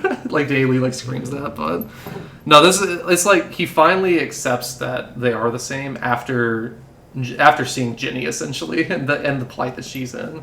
Because I do love like after they're down on the ground together, Ginny's like, where are you, John? And he's like, I'm over here, and then she like pulls a gun on Danny Lee, and she thinks she shoots him because she's blind. She starts crying, and she starts crying. Is he dead? But it's just like it's like this moment where he chooses to like rescue Ginny, like because I think Chow Yun-fat's like shooting around, and he says to him like, you can arrest me after we get out of here, basically. And then Danny Lee doesn't respond with okay, he responds with let's get Ginny out of here, which is basically him like going over to Chow Yun-fat's side. But they escape, and then we have the scene at the river, which is the other instance of him using the 180 degree rule. This time I actually really noticed it. The first few times I didn't. I thought that shots were interesting, and because it did look strange to me. But like this was the first time I like really, really, really noticed how strange it looked, like because after he removes the bullet and they're talking to each other about like you're an unusual cop, you're an unusual criminal, every time each one of them is talking, you're just flipping to directly behind the same shoulder, and it's like they're not, there's just the same shot, like he's just doing a mirror image again, and it's like these are just the same 2 people. But I don't know, it's just like go back and look though. No, yeah, you should it's really good. Honestly, when he's like putting like the what was it, like the ashes in his it's arm, gunpowder. Some gunpowder, and like basically just like to, I guess, numb the pain or whatever. Well, it's to seal the wound. Yeah, it's like intimate. It's like weirdly erotic. I'm like, damn. No, so a lot of people say that. Way. A lot of people say that's a very erotic scene. So honestly, but no, I do love this entire scene though, because of it's just like John Woo loves the double, like I've said, and this is my favorite movie of him using this motif at the very least. Not Face Off? I like The Killer more than Face Off, but I love Face Off too. Don't hear what I'm not saying. All right, Danny, what's your don't hear what I'm not saying. Okay. But I mean, they have some good quotes here too. But we'll just go back to church. So okay. Honestly, important thing too. I guess about I guess we're getting in the church scene, but like, what do you think like all of them wearing white means? Or is like, because I feel like he's saying something with that. Oh no, for sure. Like everyone's wearing white, and then obviously like Chow Yun-fat and the other guy. Like as the scene goes along, it just gets like red. Yeah. No, that's like. Red. Well, I mean, white is obviously like a symbol of purity for the most part. Yeah. And obviously it's in a church. Obviously, so it's like church. And I do love. There's a lot of scenes, at least whenever after Sydney comes back and like Chow Yun-fat kills him. There's a lot of scenes where there's at least one scene where Danny Lee gets shot, and then a dove comes and like snuffs out a candle, and then flies off, and you're like, oh shit, is he about to die? But no. I mean, that's what I would say the white is purity, but I don't know anything. Probably. That's what I think. But. I mean, like, he's probably saying something like that, I guess. Or maybe, like, Chow Yun-fat's turn to purity, maybe. I don't know. But it's also interesting because the enemies are also wearing white, too. Oh, yeah, when they all storm in, Yeah. I don't know. It's just visually interesting, too. Yeah, that's true. Especially with all the doves and stuff. And the candles. They, like, match. No, yeah. The candles actually remind me a lot of Last Hurrah for Chivalry, honestly. Yes, that's definitely, yeah. Which I hadn't seen that before. No, yeah, that's a good point. Watching The Killer before, but... Candles definitely look better here. Oh yeah. There's too many candles in Last Hurrah. It's a bit flat. There's a lot of candles in this one. Honestly, I like the candles more in Last Hurrah. Really? I don't know. They're I disagree with that. The way they use them, too, like, at the kill the goddamn... The sulfur. Yeah, the sulfur. But we do have, like, before we get to that moment, we do have Sydney actually getting the money back. It's like his comeback moment, basically, because he uses his right hand again and actually has some badass moments. He does get beat the fuck up after he loses his gun, but then he does end up having the last laugh. Almost. It's honestly kind of funny how dedicated he is to this. It is. No, because I love how this scene ends, because he's like shooting everyone, and then he points the gun at Wing, and he's like, I always save one bullet. John always told me to save one bullet for either myself or the enemy. And then like he walks him out, and he pulls the trigger, and nothing happens, and he just smacks him and like gets in the car. He's like, God damn it! No, he says, drives off. Well, my translation says, I can't believe I miscounted. I'm a failure. Oh, my translation just said, God damn it! No. Which I think the God damn it makes it just hilarious, honestly, like because he just they both work. Well, that's like totally different. Yeah, it is totally different. So that's so funny. But I just love his face too. After this, it's like Rose on his last leg, basically. No, for sure. It's just no, like he's so like. dead. It's all about fulfilling his promise. Yeah, I mean, we have a great quote from him whenever he gets back into the church, which is the next scene. Like, this is where the church scene really starts, like the end of this movie starts, where Cindy returns and he says, here's your money. I fought for it like a man. This is my last tribute to a friend. Or at least that's what my translation had, but... we just get a lot of these moments of, like, Sydney just worried that he's not going to die like a man, basically. And because the other guy called him a dog, and that's how he acts a lot in this movie, honestly. But he's like, am I a dog? And he says, no, you're not a dog. You're a great man. That's after he gets shot. He gets shot and basically killed. Sydney does say after that, we're outmod characters, outcasts from our community. I don't want to die like a dog. And he says, but you see, I didn't keep one last bullet. And then Chow Yun-fat says, I have one. And then he shoots him and kills him. Yeah. And that's like... It's something that only I feel like John Woo does right, honestly, is like this killing for honor. I mean, not only John Woo, because there's a lot... There's like other movies that do like this killing a friend for honor. Like, it's not like a terrible thing that you die for a friend, basically, or that you kill a friend that's in pain. But something like this is like really hard, I feel like, to pull off, like your hero killing a friend. But this one is, I don't know, I just like this one, so. And it kind of like is like inverse on the title too. Like he's still the killer even at the end of the movie, but it's like he was the savior in not that the situation. It's a little different, but it kind of reminds me of the end of Full Metal Jacket, where like he becomes a killer by killing that like, girl. Like the fact that it's like he's killing a girl, it's just kind of like a disgusting situation. It's not a black and white situation. Yeah. But he's still like a killer at the end of the day. Like this one's a lot obviously different. He's still like it's trying to show you that he's heroic. Yeah. But still kind of showing like there's a lot of different ways to be a killer. You know. There is. I mean, and it's like this scene at least, Chow Yun-fat is like torn apart by killing him. Obviously, like he doesn't want to do this, but And it's like he showing will. mercy, basically. Yeah. You can see. I don't know. I do like it a lot, but after that scene, Chow Yun-fat decided to just get revenge. He doesn't really care about it. This is where he turns into basically Mark from Tomorrow. He doesn't really care about living or dying. He tells Danny Lee, if anything happens to me, will you take care of Jenny and do what I planned on doing. Because his plan is like he's either going to take her overseas, or if they can't find anything, he's going to give her his corneas. And so he's like, if I die, just give her my corneas, basically. Yeah. Which makes the end of this movie even more Yeah, exactly. just the worst. But this entire final fight scene is just a thing of fucking beauty, man. Like, it really is. I love how Chow Yun-fat goes into it by himself at first, because Danny Lee's like saying, just throw down your gun, come with me and I'll arrest you, and then we can leave and you'll still be alive at the very least.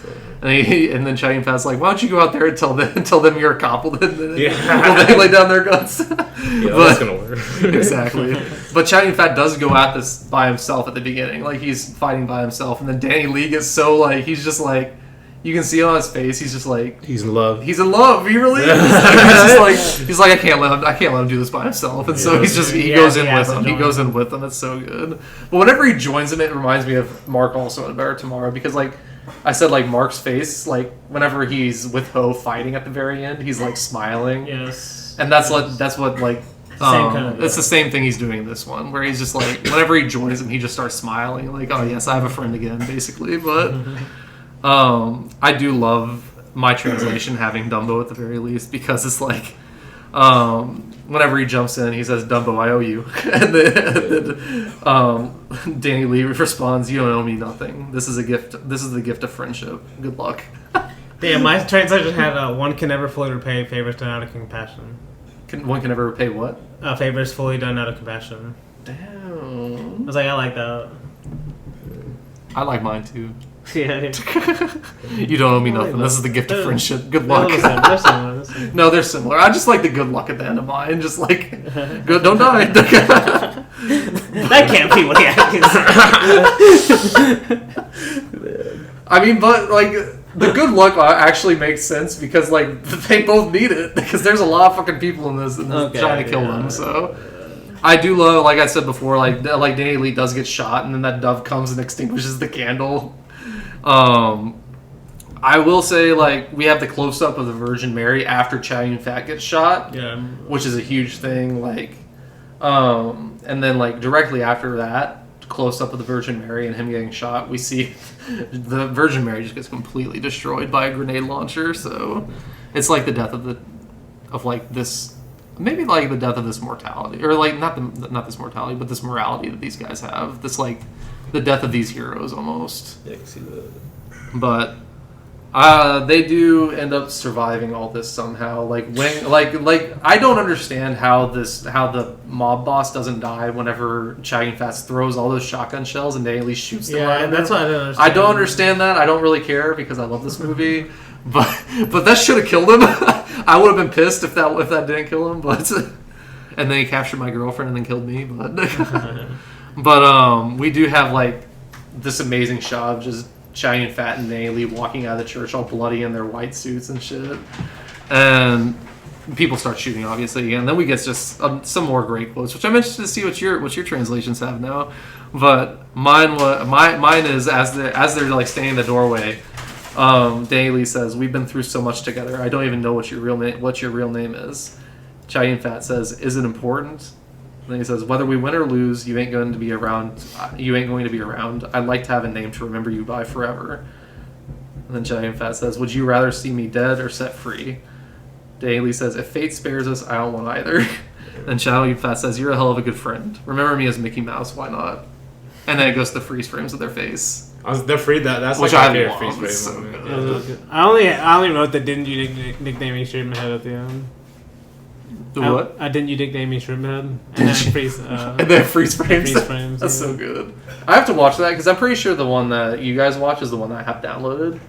So I just need to watch the downloaded version and see what the differences are. Because the only one I've watched is my Blu-ray. But whichever one, the nickname Shrimphead or Mickey Mouse is amazing. But I mean, this is also like I feel like this is a clear homage to Bush Cassidy and the Sundance Kid, like them sitting there talking to each other. Like, have you seen it? Once. Yeah. I mean, John Woo shows you like what happens after, but like it's a very similar thing at the end of Bush Cassidy and the Sundance Kid, where they're sitting in this like hopeless situation basically. But I can't remember the director of that George movie. Roy Hill. Yeah, George Roy Hill. Yeah, he. I've seen one film. He just stops it after that moment, basically. But John Woo actually shows you the whole thing. But no, that is my favorite freeze frame in this movie. Also, it's just like the freeze frame of Chow Yun-fat and then the freeze frame of Danny Lee. I just love their faces. But we do see that Wing, or the boss, like captures Jenny, kills the priest, and then comes out and tells Chow Yun-fat and Danny Lee to drop their guns. This is where I mentioned before Danny Lee like had almost killed the hitman, dragged him over there, trying to use him as bait instead. And the mob boss doesn't care; he just kills him, and then the same thing happens, where Wing threatens to like kill her. Danny Lee basically says to Chow Yun-fat, "Don't forget, there's always a friend to back you up." And then it cuts to like a shot of the back of his pants where there's just a gun there.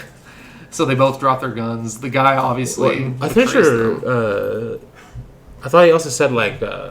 Because they mentioned earlier, they're joking about like how like he jokes like, "Oh, you're a good shot, right?" And he's like, "Oh yeah, I'm a cop, of course." Yeah. And in this moment, he's like, "Well, I hope you back up what you said earlier." I'm pretty sure Chow Yun-fat says that too.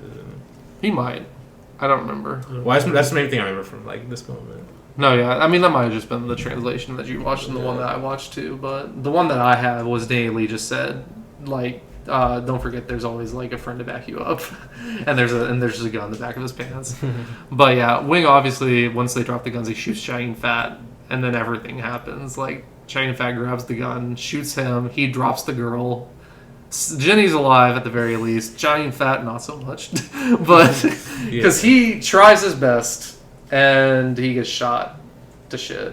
His eyes, he especially gets shot in his eyes, and like John Woo hangs on this for so long, where it's just like him just like slow mo like writhing on the ground, like holding his eyes. It works for me honestly, but it's also a little much at some points. But I do think it like makes the effects of Danny Lee, at least like his reaction to Chow Yun-fat, like these things like this, like seeing him like this is what makes him want to kill this guy basically, because he's never seen Chow Yun-fat in this type of situation. He's only seen the cool motherfucker that we've seen this entire movie, and so they like love each other now. But he sees him on the ground like this, and as the guy is turning himself into the police, he shoots him twice in the chest, and then just ends the movie on. Mine obviously says Mickey Mouse, but he just says Mickey Mouse twice. Damn. But. You think that's like his final turn to, or his final homage to Chow Yun-fat, you know? His final homage or to like, Chow Yun-fat? Basically, like, no homage, like no, it's his final, him, kind of like. It's just like becoming him, but it's like I love it because, like, before he shoots the guy, he's just like staring. He's like staring at him, and he flashes back to the scene of them at the river. Yeah. Saying like, I actually wrote it down. But he says, "I believe in justice, but nobody trusts me." And then Chow Yun-fat, he just remembers saying, "I have the same problem." And then that's whenever he shoots him. So it is just like confirming that they are the same person, basically. But I don't know. I mean, it's also like at the end of the day, he's a cop, so he'll probably be fine. But it seems like all the other cops are fine with it. They're just like watching. Well, they do point their guns at him, but at the same time, like it'd be easy to go out of this because it's like he just literally had a firefight with 50 people, like, and watched a man die and watched his best friend die in it. But yeah, that is the end of. Well, it actually ends with that amazing harmonica, but then it's the end of the killer. So one of the greatest movies ever made. Good movie, man. Luke? It's a great movie. It's great. Okay. Greatest, great, good. So what are we doing next week? Yeah, so next week we are continuing, obviously, a John Woo with two actually very different tonally movies. We're doing a Bullet in the Head and Hard Boiled. So that'll be a fun episode. But until next week, we hope to see you guys flying through the clouds.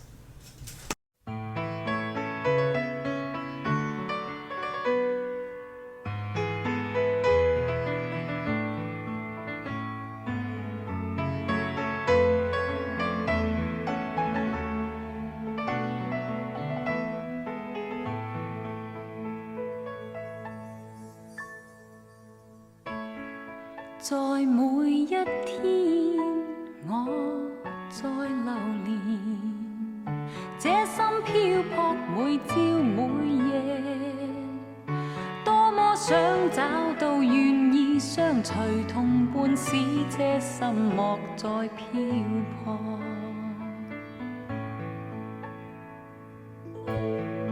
願那一天你來臨時，輕輕給我你的接受，給我知道眼眸裏的人承諾的一切永沒改變。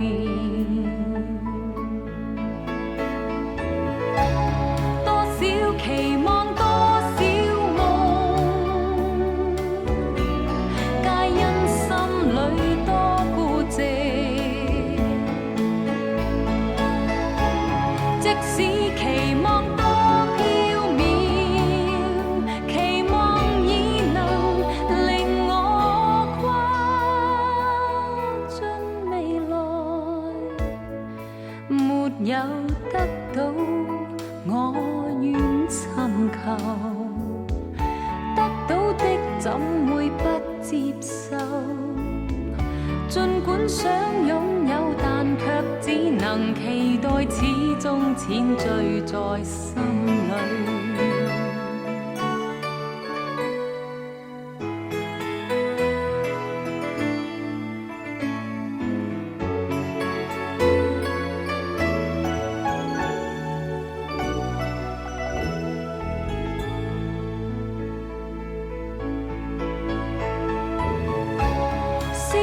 期望超飄渺，